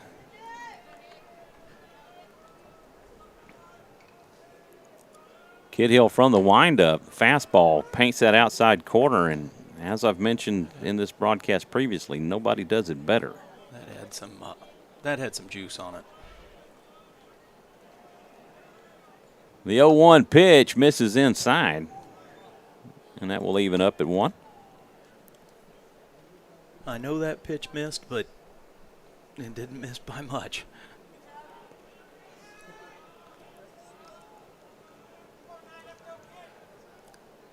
The 1-1 pitch, a breaking ball, in for a strike, and he turned away from it, thinking it was about to hit him, and it breaks back into the center of the plate.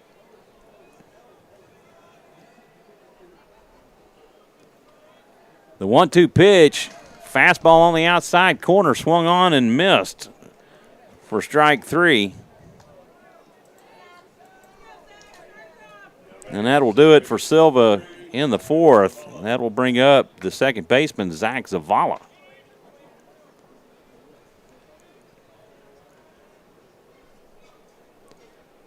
Zavala drew a walk back in the second as he takes for a ball.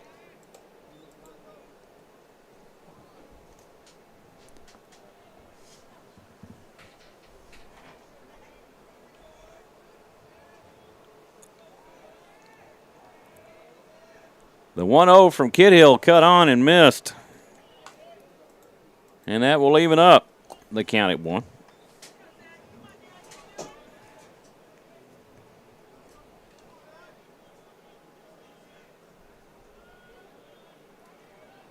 Kid Hill takes a long look in, and he comes home. Pitch paints that outside corner. I mean, right at the low end of the corner. Corner of the strike zone, low and outside, and it nips the strike zone. The 1-2 fastball down the middle for strike 3, and Zavala caught looking. Now batting right fielder, number 1, Gabe Watson. Gabe Watson comes to the plate. He's 0 for 1. He struck out back in the second.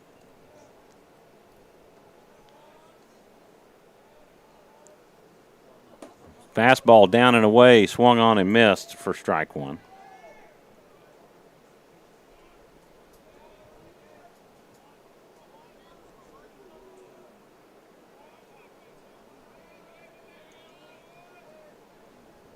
Oh, 1 pitch down and away for ball 1. That will even up the count. Started the breaking ball on the outside, and it broke further outside.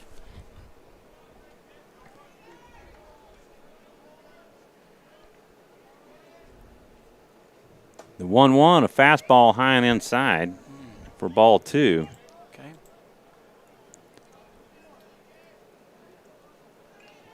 Two and 1 the count to Watson.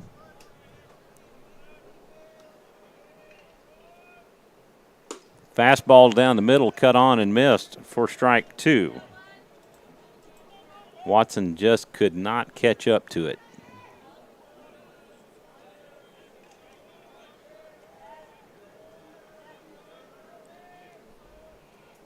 Kid Hill will step off and reset.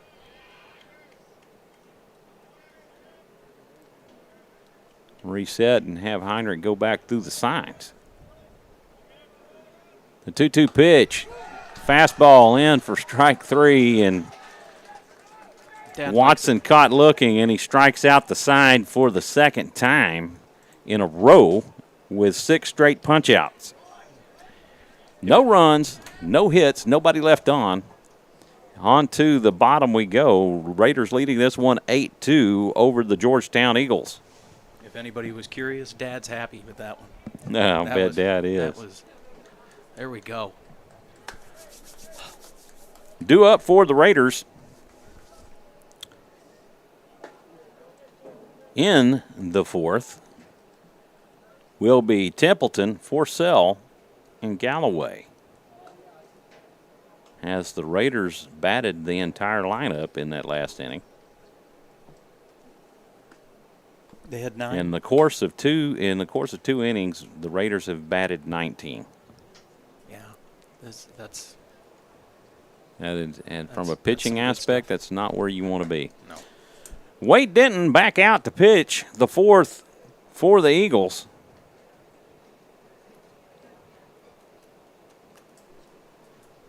And defensively, I do not see any other adjustments at this point.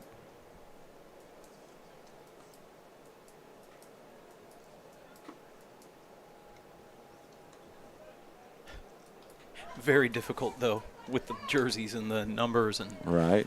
That's just tough. I can tell you, number 9 is a very respectful young man. He greeted me earlier and was very cordial and very cool. Very nice. That's Nicholas, I give Nicholas Silva a shout out. He's a very courteous young man. Wade Denton from the stretch as he pitches to Brian Templeton for a strike.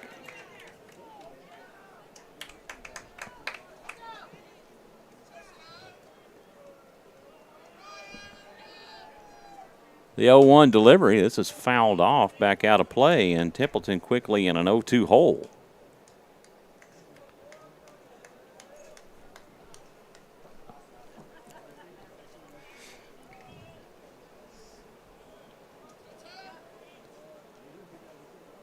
The 0-2 delivery in on the hands, and Templeton able to foul it off. And draws another breath. I am unsure how he got a bat on that ball. I don't know, but he did. And it was inside pitch, and he fouled it off to the right side. Tough. 2-strike count to Templeton. And he gets rung up on the breaking ball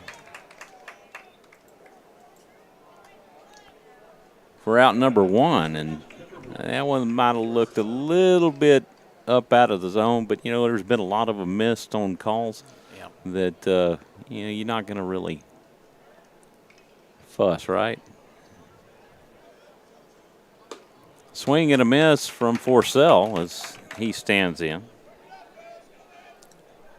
Forcell is 1 for 1 with a walk and a triple.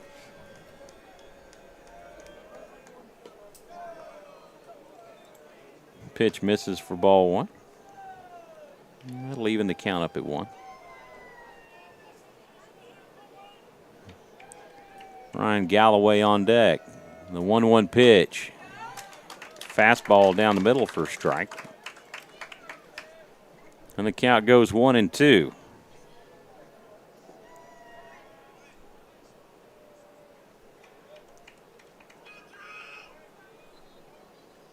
The 1-2 pitch.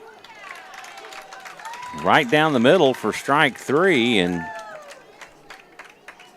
Denton with back-to-back strikeouts.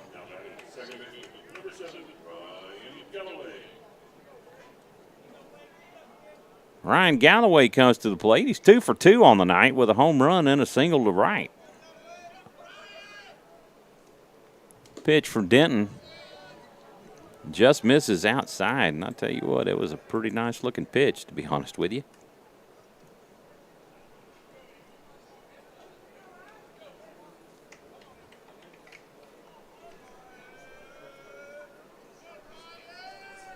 Denton comes set.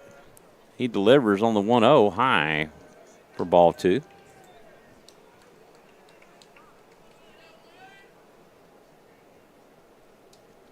Lucas Sparshoe on deck for the Raiders. The 2-0 just misses high for ball 3. Three balls, no strikes to Ryan Galloway. The 3-0 delivery misses for ball 4, and Galloway draws the walk. Those pitches are all close, but they're not hitting the zone. They're not touching the zone. They have to touch the zone in order to be called a strike. I know it sounds simple, but they're just not there. Lucas Sparshoe, he's 1 for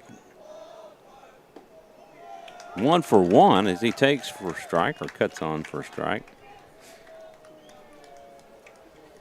He singled back in the second, drew a walk in the third, and then was caught on the double play or the force out on the fielder's choice. Pitch misses for a ball, and count evens at 1. Again, that's close, but it's a ball. That didn't cross the plate.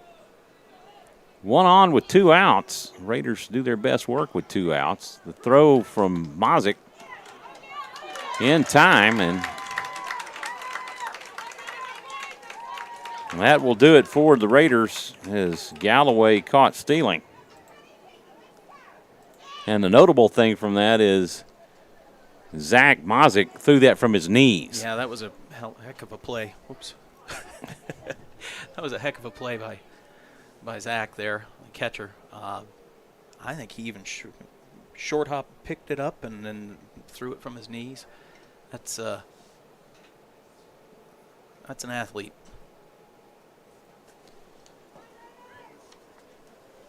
Raiders get no runs on no hits, nobody left on. And in a weird way, go 3 up, 3 down, and retired the side in somewhat of an order with Sparshoe still at bat. Due up for the Eagles in the 5th, Petty, Davis, and Mazick.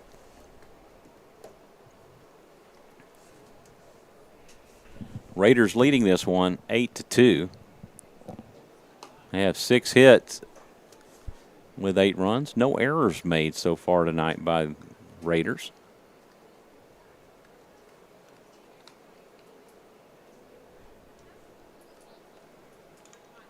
Andrew's gone all 4 innings. Andrew Kithill's gone all 4 innings. He's at 68 pitches. UIL rules have 110 pitch maximum, and then you're allowed to finish the batter. And then you must be taken out.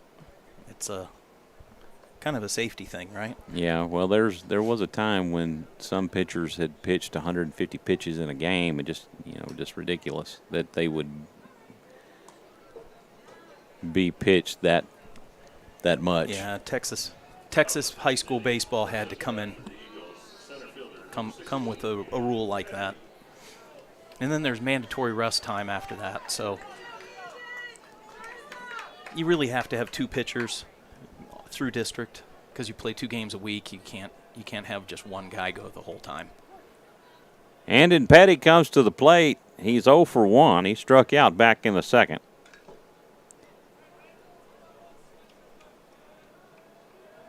Kidhill winds and delivers.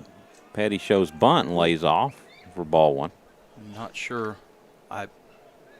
High? Wow. Okay, ball 1.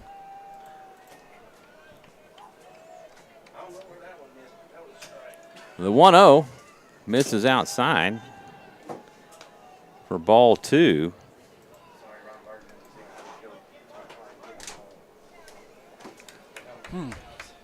2-0 the count.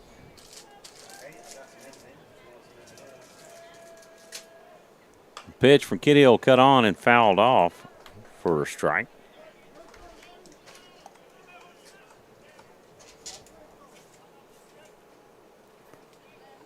Umpire requesting more baseballs.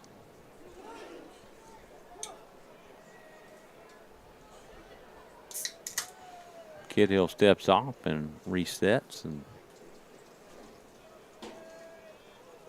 Heinrich goes back through the signs. The 2-1 delivery, a curveball.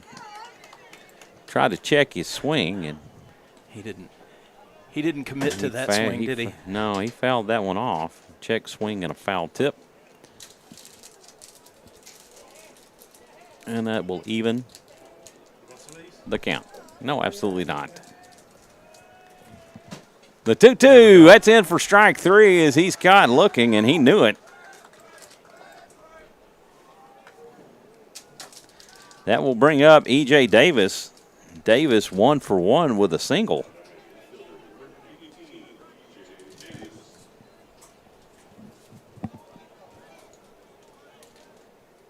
Zach Mazick on deck. First offering from Kidhill paints that outside corner for a strike.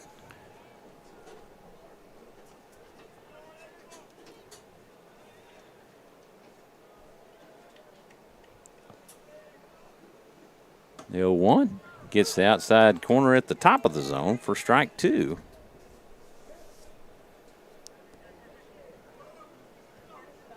He's gonna get those calls just because he's been all around the zone all night.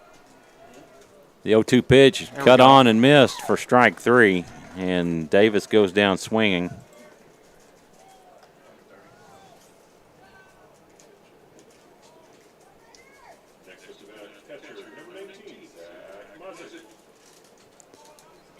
That's the 11th punch out of the night for Kidhill. Zach Mazick comes to the plate. He's 0 for 1 with a walk and a ground out back to the pitcher. I'm not sure what was that. What was that call? I missed That was a one. strike. Strike. Strike one. This one cut on and fouled back for strike 2. 0-2 the count to Zach Mazik. That's an 0-2 count. That pitch just misses the outside corner, and the count goes 1-2. Good spot for 0-2 count. About 4 inches off of the outside corner. Kid Hill picks up the sign. He takes a long look in. He deals a curveball. This is hit out to center. Jake Alepa over, makes the catch. And that will do it as the Eagles go down in order. No runs, no hits, nobody left on. After 4.5, it's 8-2 Raiders. That ends the streak of strikeouts. I think he had 8 in a row going. He did. Yep. So he's got 11 on the night so far. 11. Wade Denton back on to pitch the 5th for the Eagles.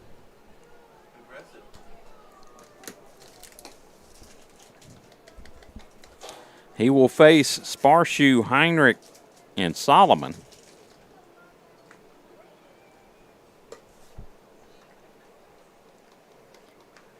As Sparshoe was in his at-bat when Galloway was caught stealing for the 3rd out to end the inning.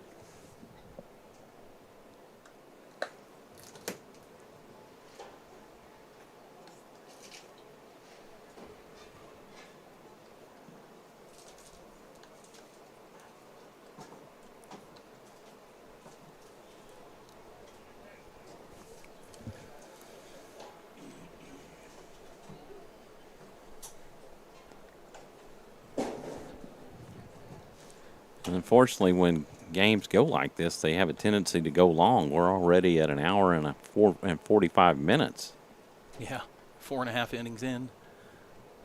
Yeah, into this one, and we still got to go through 7.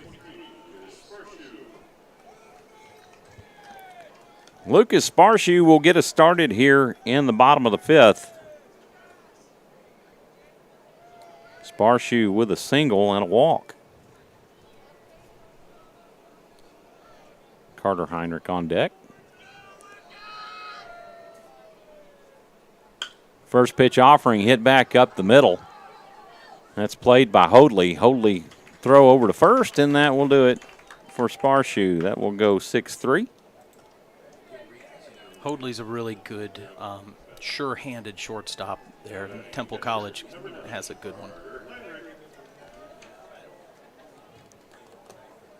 Now we'll bring up Carter Heinrich. He's singled and hit into a fielder's choice. And he takes for a strike.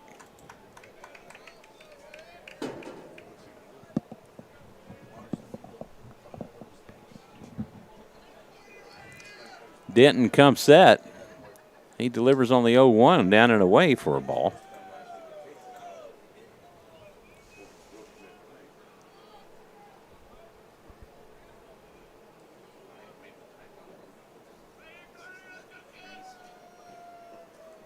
The 1-1 pitch down and away for ball 2. 2 balls, 1 strike to Carter Heinrich. Keegan Solomon on deck. The 2-1 delivery. This is cut on, hit foul. And the count will leave it up at 2.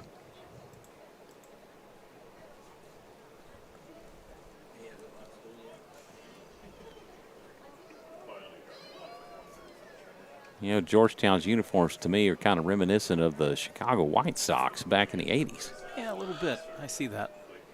Hit him. And that one will hit him and send him on to first base.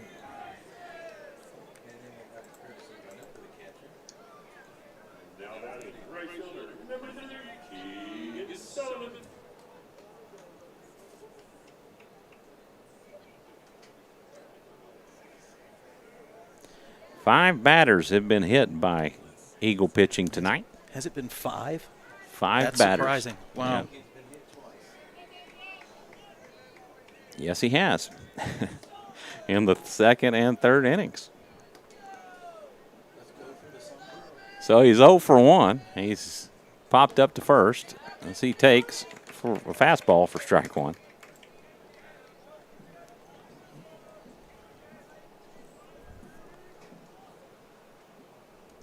Jay Kalepa on deck. Pitch outside for a ball, which Mazik did a great job of setting that back up, and I'm surprised he didn't get called for a strike. I mean, it wasn't the pitch itself wasn't a strike, but the way that Mazik framed it and brought it back. He's a good, definitely got good catcher skills there. This is hitting up to right field. This is going to roll out to the fence. This is probably going to score Walsh as he's around the corner, and he will score with a triple from Keegan Solomon.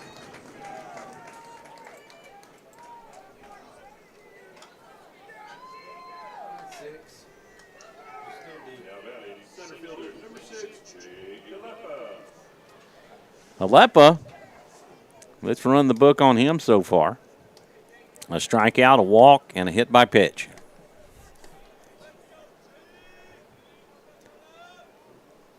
Denton comes set. He delivers high for a ball.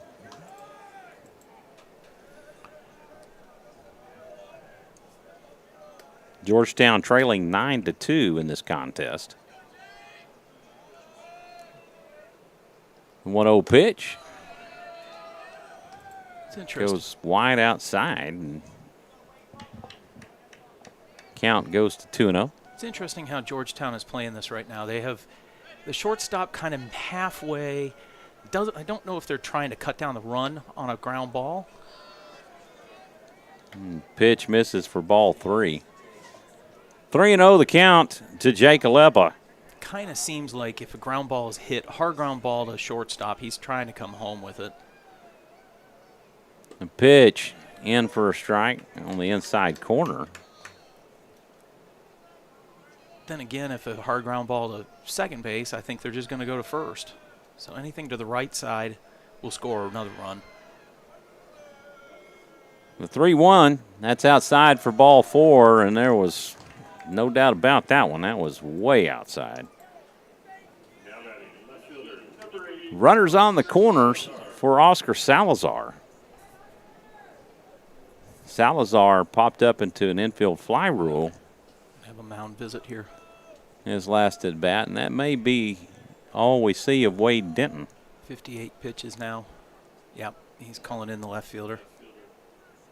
No, actually, it's this guy coming in right here.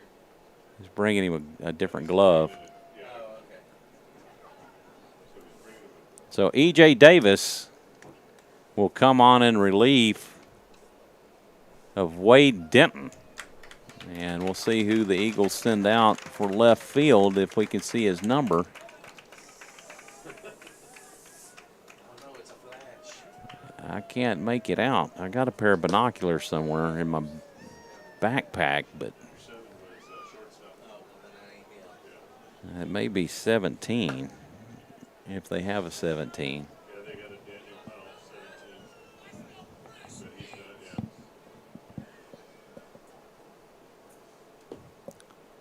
E.J. Davis, the 4th pitcher of the night for the Eagles.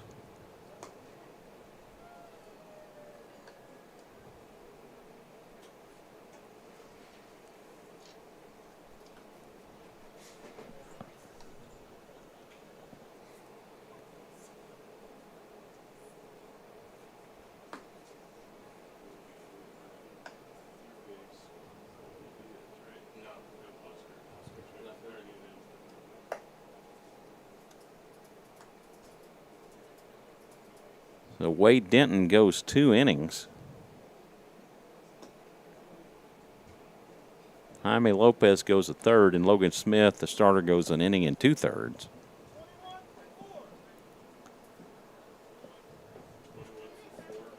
(21 for 4). That's who's went to left field. me see the card. Okay. Eli Hellman is now in left field.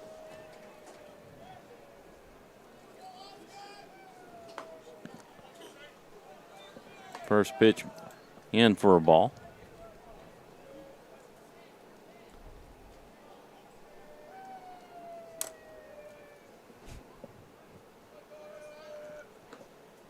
One 0 in for a strike, and that'll even the count at 1.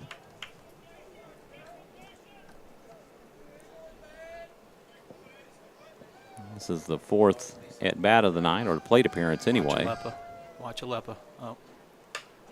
This one's hit foul down the first base line, and Alepa will turn the corner back. I thought he was off to the races. And Salazar with a 1-2 count. Colby Diaz on deck.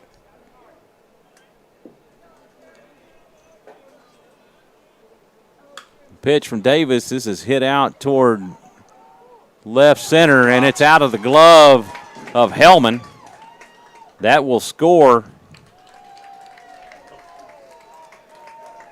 Solomon.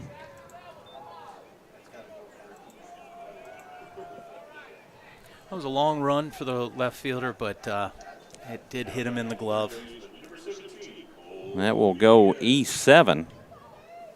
And he's new to the game, right? He just came in. Yeah, just came in. The ball always finds the person that comes right in the game. It's like the baseball gods talking. Runners at first and second. Davis will look Alepa back to second base.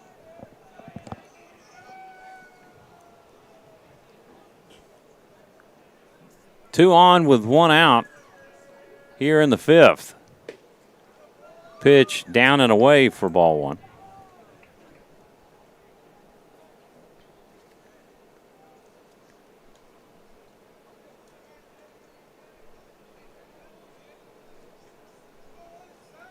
Davis comes set. He takes a look back at Alepa. He comes home. This is cut on a high chopper. If it's fair, it's an infield fly. And it goes foul.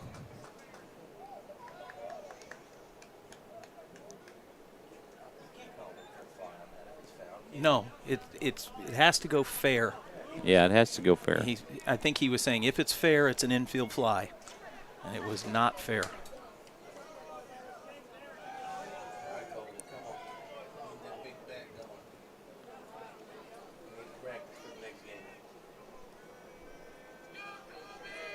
1 ball, 1 strike to Colby Diaz. E.J. Davis deals. This one is cut on and popped up into right field.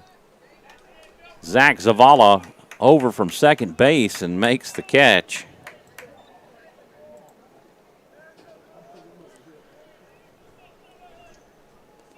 He did that in right field, so.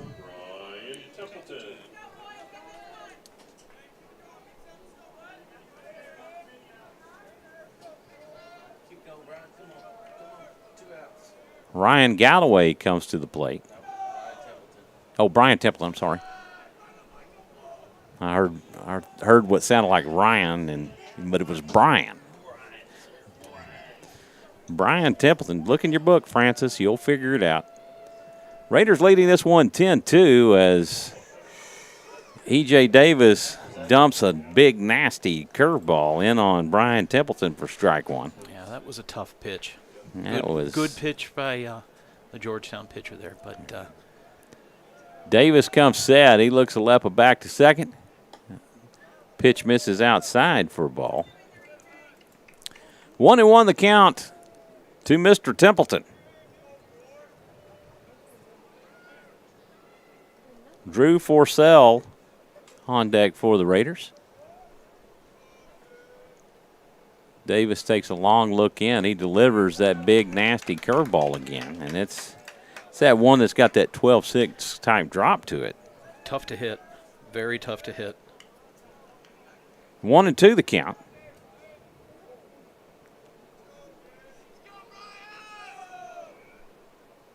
Davis delivers the 1-2 pitch down and away. Held off with the curveball then. for ball 2. Count evens. Deuces wild for Templeton.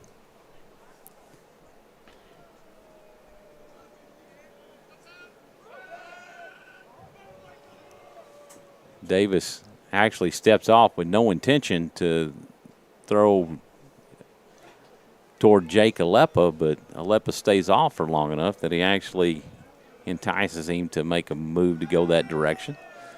Pitch misses low for ball 3, and Templeton works the count full. 3-2, 2 outs. You should see the runners go. They should be in motion. On this pitch.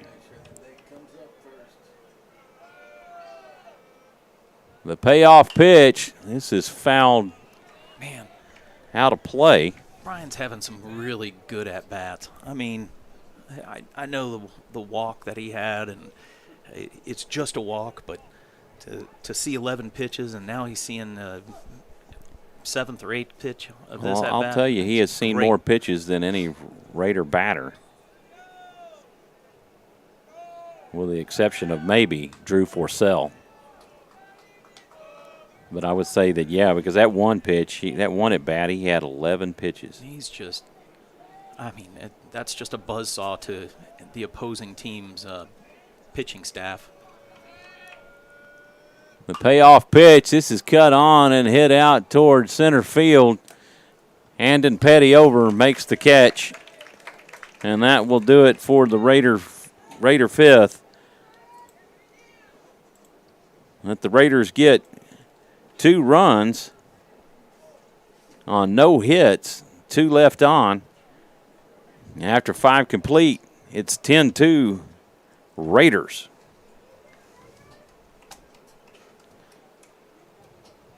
Andrew Kidhill makes his way back out to the mound.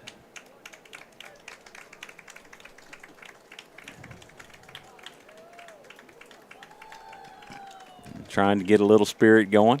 The Georgetown faithful, you know, they got a good fan base over there. They've done things in their own way right, and it's a small town feel still at that program, at that school over there.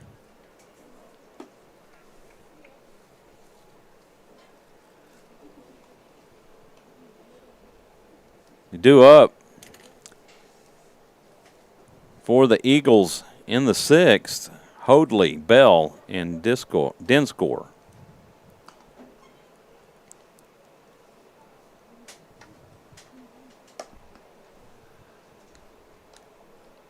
Andrew has pitched 80 pitches now, 53 for strikes. So he's got enough pitches for at least this inning, maybe close it out as well. Depending on how quick he can get out of this one. Yeah, he definitely needs to be efficient. And he's coming back through the heart of the order, which back in the 3rd, he struck out the side in order. Yeah. And let's see, he threw 4 pitches to this guy, or 5 to this guy, 4 to this guy, and 6 to this guy.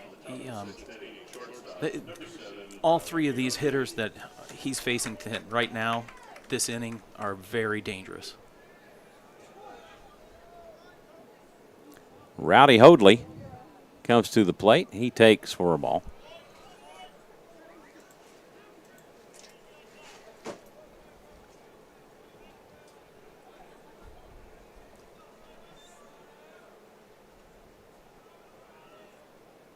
The 1-0, it misses high for ball 2.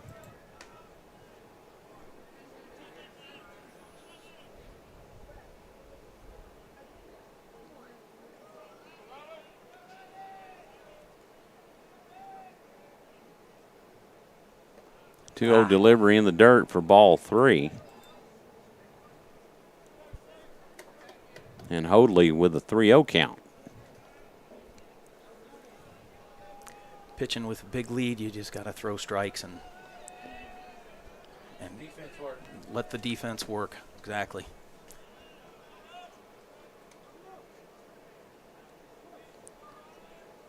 Hoadley steps back out.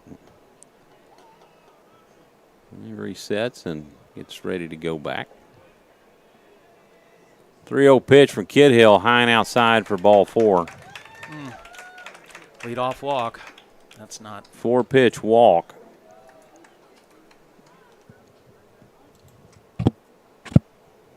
For Kid Hill, and Coach Harris is going to call time.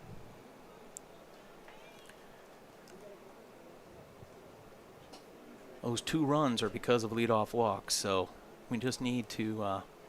He needs to right the ship a little bit and go right after batters.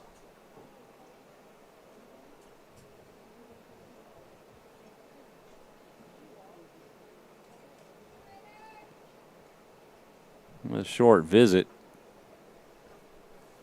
to the mound. And I think the message was throw strikes. 2 words. Throw strikes. throw strikes. Go throw strikes. Maybe 3. Go throw strikes. Start throwing strikes. Number 25, Reese Bell, comes to the plate. He's 0 for 2. He's grounded to short and struck out.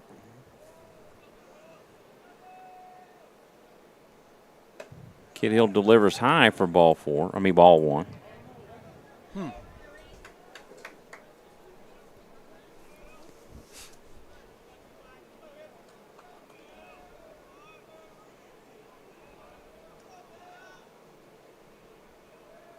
The 1-0 pitch paints that outside corner.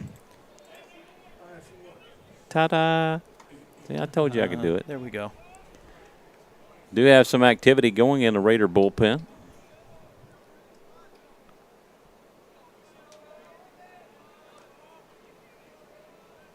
The 1-1, a breaking ball in for a strike. And that was some nasty. And break on that was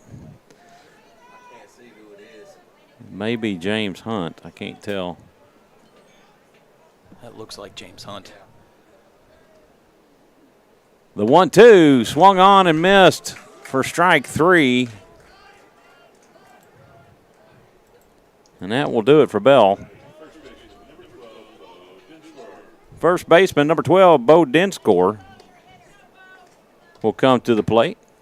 He's 1 for 2. He singled back in the first and struck out in the third.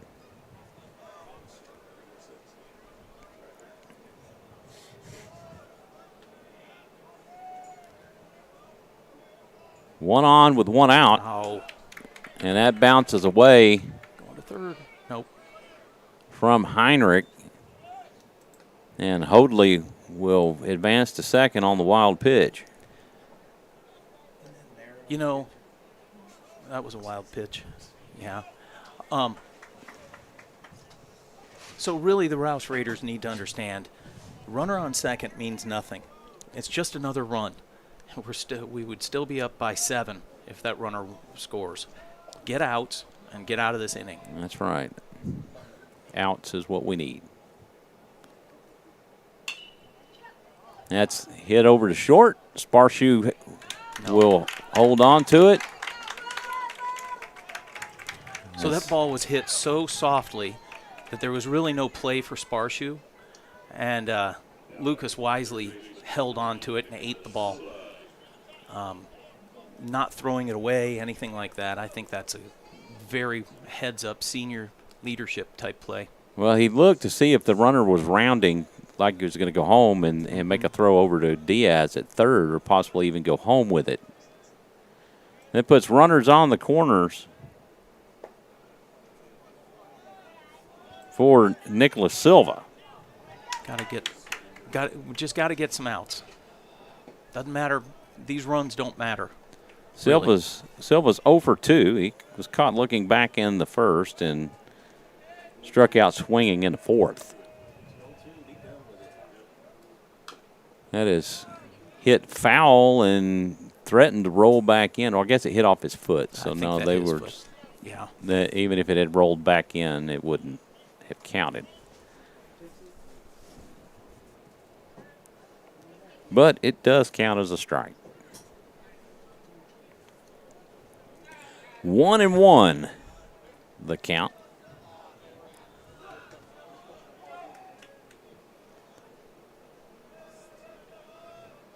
Kid Hill from the stretch takes a look over at third and comes home. A pitch down and away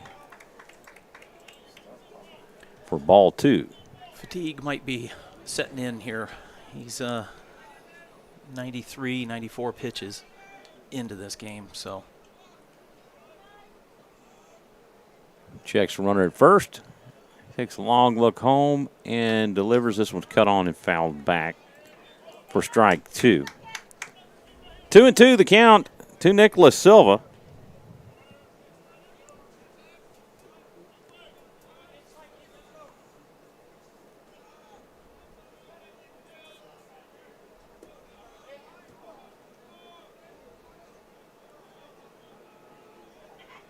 Kid Hill takes a long look in. Checks the runners and comes home. Fastball low for ball 3. And the count works full.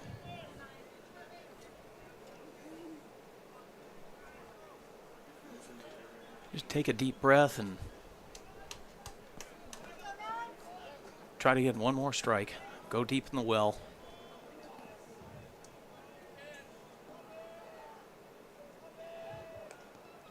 Payoff pitch in the dirt for ball 4, and that'll load him.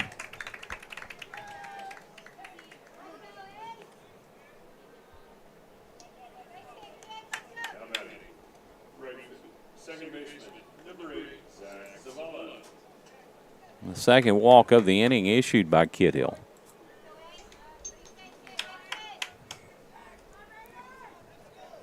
And we'll bring up Zach Zavala.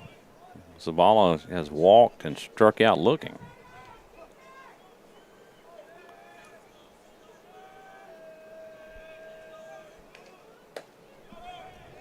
Pitch misses high for a ball. I'm going to guess this might be his last batter. Got two players up in the Rouse bullpen now.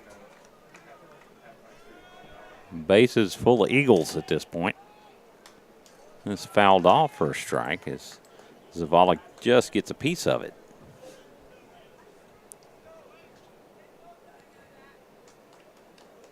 Looks like we've got a pinch hitter.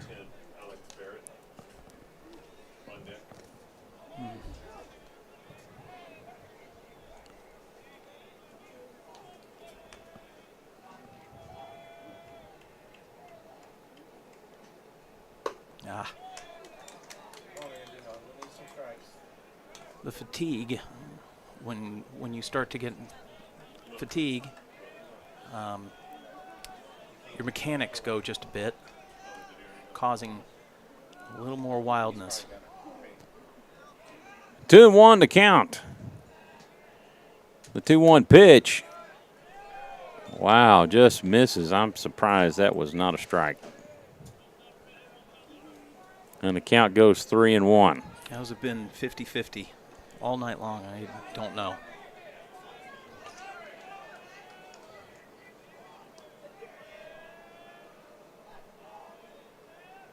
The 3-1 delivery, high for ball 4.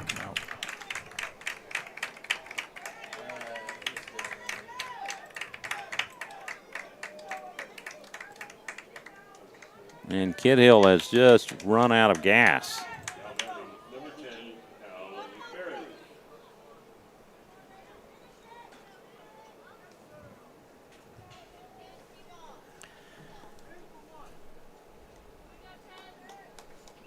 Kind of surprised we're not trying to second guess Coach Krempine on anything, but I'm kind of surprised they're letting him go.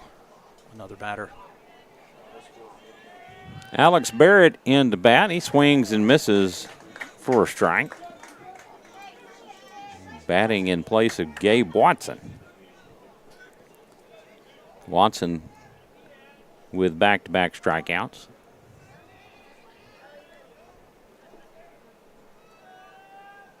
The 0-1 fastball cut on and missed. At this point, it's probably just say fastball, fastball, fastball. Wow. And Andrew knows Alec through summer league teams, and I know that he wants to compete against Alec as well. So The 0-2 pitch. This is cut on and hit out toward center. Jake Aleppa has it, makes the catch. That will score a run.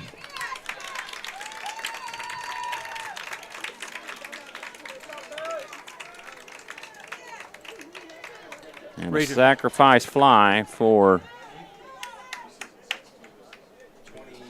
Alec Barrett. At this point, though, you'll gladly trade the out for the run. It's fine.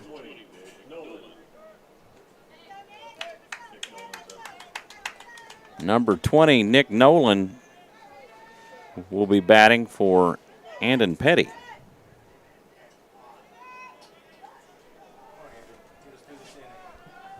Fastball, the throw down to second. Oh. And it goes wow, to the edge of the infield dirt. Fortunately, which I'm surprised that Nick Silva held up Anybody catch that pitch? at third base.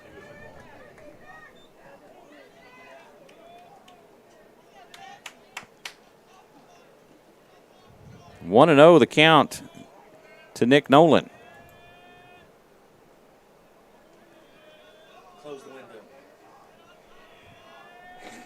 The 1-0 delivery, fastball gets that outside corner for a strike. Georgetown have scored 2 runs so far in this inning.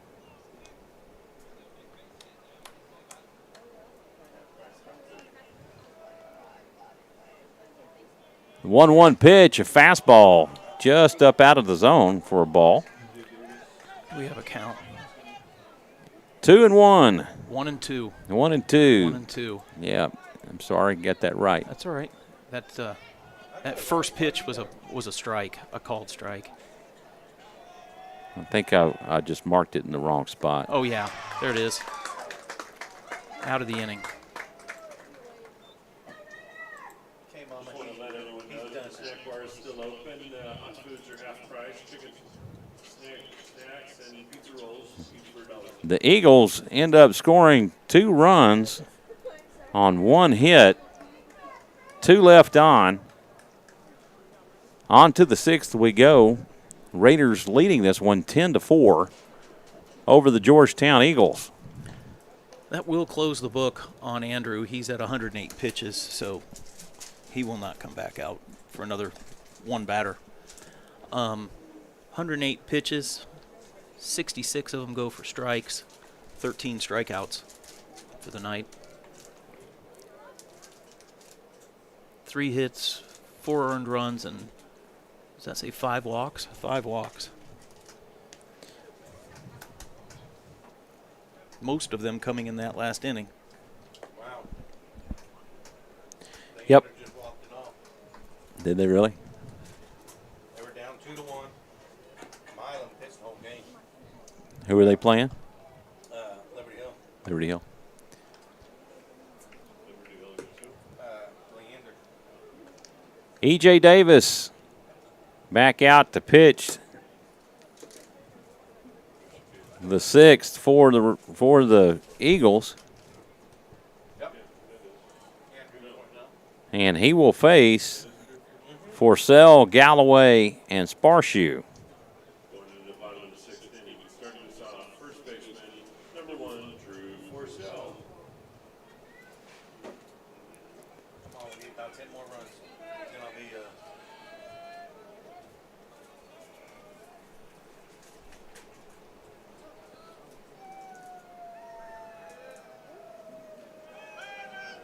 First offering from Davis, foul tip for a strike.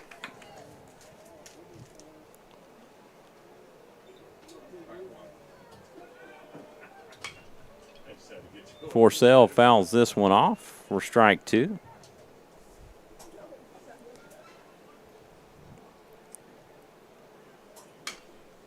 He cuts on this one. It's hit out toward deep left. Hellman over, makes the catch. And that will do it for Forsell. Which for a moment there, it looked like it had a chance to go out. I thought every bit of it. I thought that had just a little. I think it just went a little too high. Too high, right? That nasty curveball in for a strike, and Davis has that 12-6 drop. There too. Yeah, that should have been a strike. That should have been strike 2. The 1-1, a fastball in for a strike. And the count goes to 1-2 on Galloway. He's also dealing very fast. His Pitch, curveball outside. He gets the ball and wants to pitch. I think that's a coaching trait. The 2-2. It misses for ball 3, and Galloway works the count full, and Davis working really quickly. Yeah, he gets that ball and wants to pitch. Just the payoff pitch. Yes, he's caught as he gets the outside corner for strike 3, and Galloway retired for the first time tonight.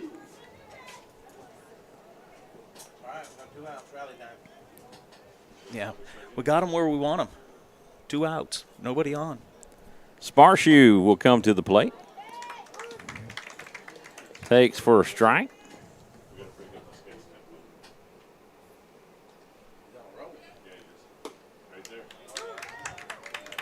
And Davis working extremely quickly. He delivers another strike, and Sparshoe down 0-2. The 0-2 pitch, swing and a miss. And the Raiders go down in order in the 6th. No runs on no hits, nobody left on. After 6 complete, it's 10-4, Rouse.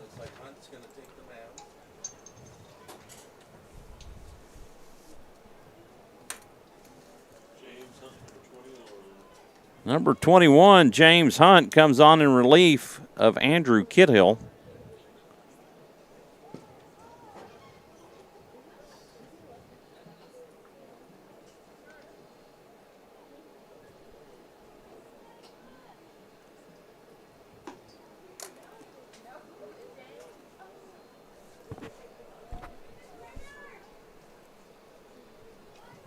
And Hunt will face the 9-1-2 batters. E.J. Davis, Zach Mozick, and Rowdy Hoadley. And for the Rouse faithful, you hope that's all he faces. Yeah, exactly. James needs to come in and just throw strikes. That's his job right here, is just get the ball over the plate. No free passes, no hit batters, just throw strikes. Well, they've got other pitchers going, so looks like he's going to be on a short leash. Yep. There are definitely see Logan Smith. And I can't make out who the other is.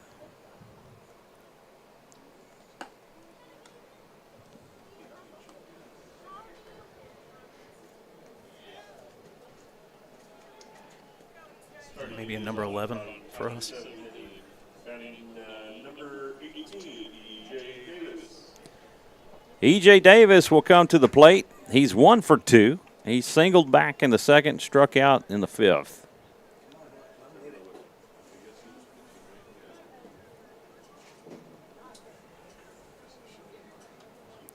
The Eagles down to their final 3 outs.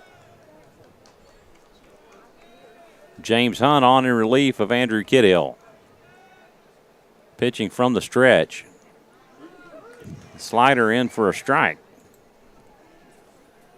Nice pitch right there. Good way to start. That tail down and away from the batter. The 0-1, that's cut on right on the hands for strike 2.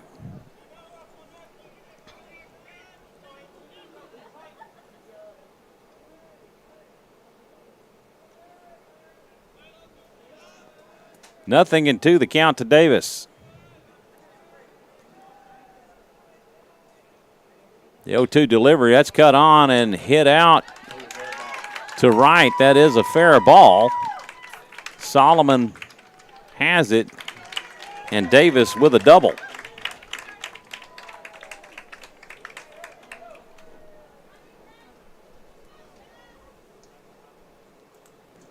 A very timely hit that went right down the line. Yeah. That, both players doing their jobs. James throwing strikes and the batter hitting the ball. That's ends up okay. Mazick takes for strike one.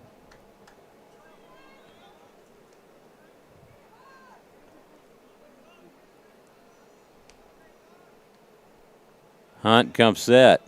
He delivers home. Strike on the outside corner. Yep. Got to throw it there again. And Mazick down in the count, 0-2. Even 2 more inches outside. Hunt comes home inside as Heinrich does a good job of blocking the ball. I think he got crossed up.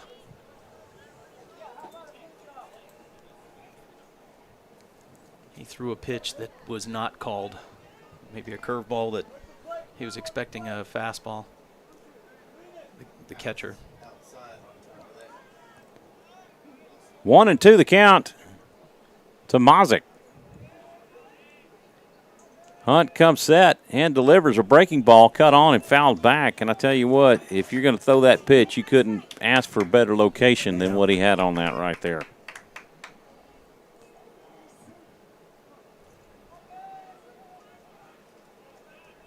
Count remains 1-2. This is cut on and line to short. Sparshoe has it.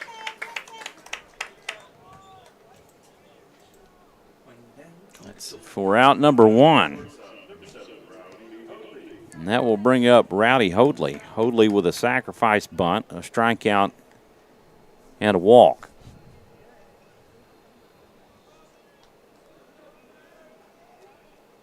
Hunt comes set. He deals a curveball, hangs high for ball 1.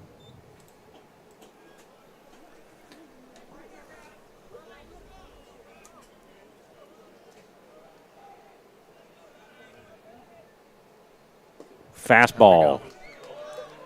Just misses low. Oh, my. Whoa. So, but he's done that consistently tonight. Both teams have been throwing in that zone, and he has not called it. The 2-0. He went. Oh. Oh. And they say terrible. he did not go. 3-0 the count to Rowdy Hoadley. Count should be 1-2. It's 3-0 here. Hunt comes set. He deals. I think that was probably a generous Bit of a makeup call. Yeah. He's 3-1 the count to Hoadley. The 3-1 side for ball 4.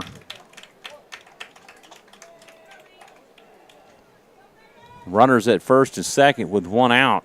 Well, this is starting to get a little scary.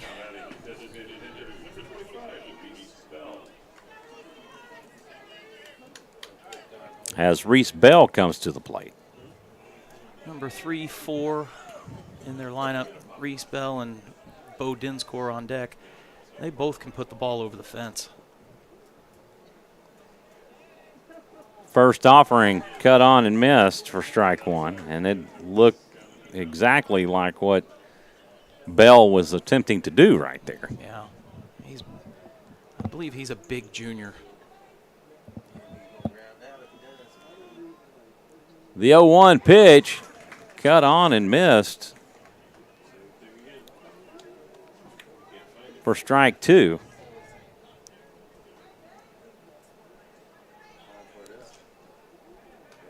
Two on with 1 out. 2 strikes to Bell. Bell just gets a piece of it He just to spoiled stay alive. Yeah, spoiled a really good pitch.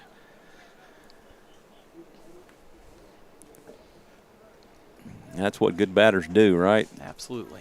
Yep. Gotta live for another pitch. The 0-2 pitch. This is popped up, but playable. Sparshoe over, and he drops it. And we'll get the force at third. Davis will be out. Good heads-up play right there. So either way, you get the out. It's kind of like So that'll go 6-5 kind of like he did that on purpose, maybe. on the put out. Because if they were both tagging up, or they were right by the bag, there might have been a chance to get third and second. And the fielder's choice Yeah. awarded to Reese Bell. This one Long strike. hit foul, but it went over the fence. But that is a strike to Bo Dinscore.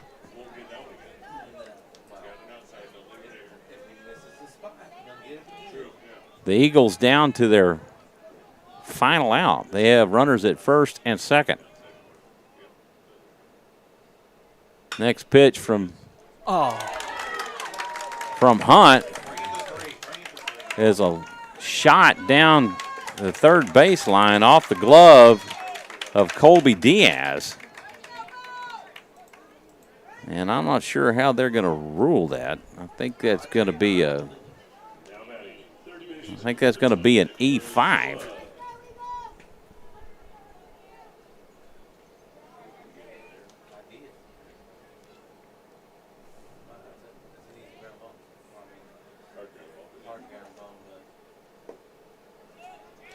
So James's job is to come in, throw strikes, and, he just needs to stop the bleeding right now and just continue to throw strikes. It's okay. They'll be just fine. The 1-0, this is Foul ball off his foot. called a foul off his foot.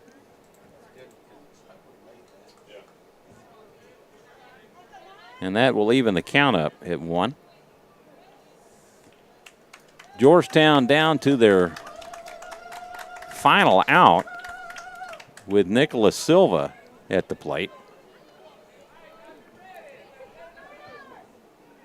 Silva is 0 for 2 with 2 strikeouts and a walk. The 1-1 pitch, this is cut on and hit over to Sparshoe, the throw to first. There we go. In time, and that will do it. Silva 6-3 on the putout, and that will end it. And the Raiders win this one 10-5 over the visiting Georgetown Eagles.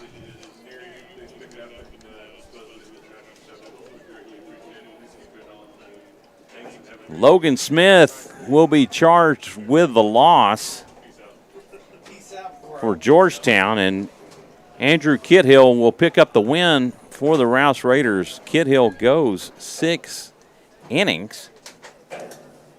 Only gives up 4 runs. And glad to be out of it. Yeah. 13 strikeouts on the night. I think he had 8 in a row at one point. He shut the door when there was a possibility of coming back. I can tell you, Ryan Galloway really started things off for us. Right, that was huge. He lit the fire, and the runs followed right after that. So. Right. Well, you saw Drew Forcell. He got things going. Yep. In that inning. And we had 2 outs as Colby Diaz got hit by a pitch, and then Brian Templeton hit into a double play. Drew Forcell comes to the plate and hits a triple out to right. And then Ryan Galloway comes to the plate, and Logan Smith puts a meatball right down the middle, and Ryan Galloway takes it out over the left field fence to actually tie the ball game. Yeah, it was a tie at ball that game. point. Uh-huh. And then Sparshoe came up to bat and hit a single, and Heinrich hit a single, and then Keegan Solomon got hit by a pitch, and those runs ended up coming home, and that those walks Sure. or the hit by pitch ended up coming in and scoring. But, Raider bats came alive tonight. Took advantage of Georgetown miscues on pitching. They only had one error out in the field on a fielder, and that was out in left field when Eli Hellman came in. Yeah. When E.J. Davis came in to pitch for the Eagles, Eli Hellman substituted for Wade Denton into left field, and And the baseball gods and found the him. baseball and the baseball gods found him and took advantage of that on the dropped catch. Raiders took care of business tonight. Andrew Kidhill came out and did what he had to do. The bats came alive, and what an exciting game. And the Raiders get game one of this 2-game series with the Eagles here at Rouse. Now, stay tuned with us on Thursday night this week. We will be hosting the Cedar Park Timberwolves, and the Cedar Park Timberwolves currently are leading the district Yes. with a record of 4-0. I'm not sure how they did tonight. I believe they're ranked number 5 in the state. They are ranked number 5 in the state. So, we've got some good competition that's coming through in this district. It's a tough district. This was a must-win game, and will help boost the confidence of the Raiders and get things ready going down the stretch when we have to travel to Georgetown Great win. for the next game. That's a great win tonight. So great win. So be with us Thursday night, 7 o'clock game start, as Cedar Park will be in town. For Steve Kidhill, I'm Michael Francis. Thank you for tuning in and watching Raider baseball on SHN Sports. Good night and God bless everyone.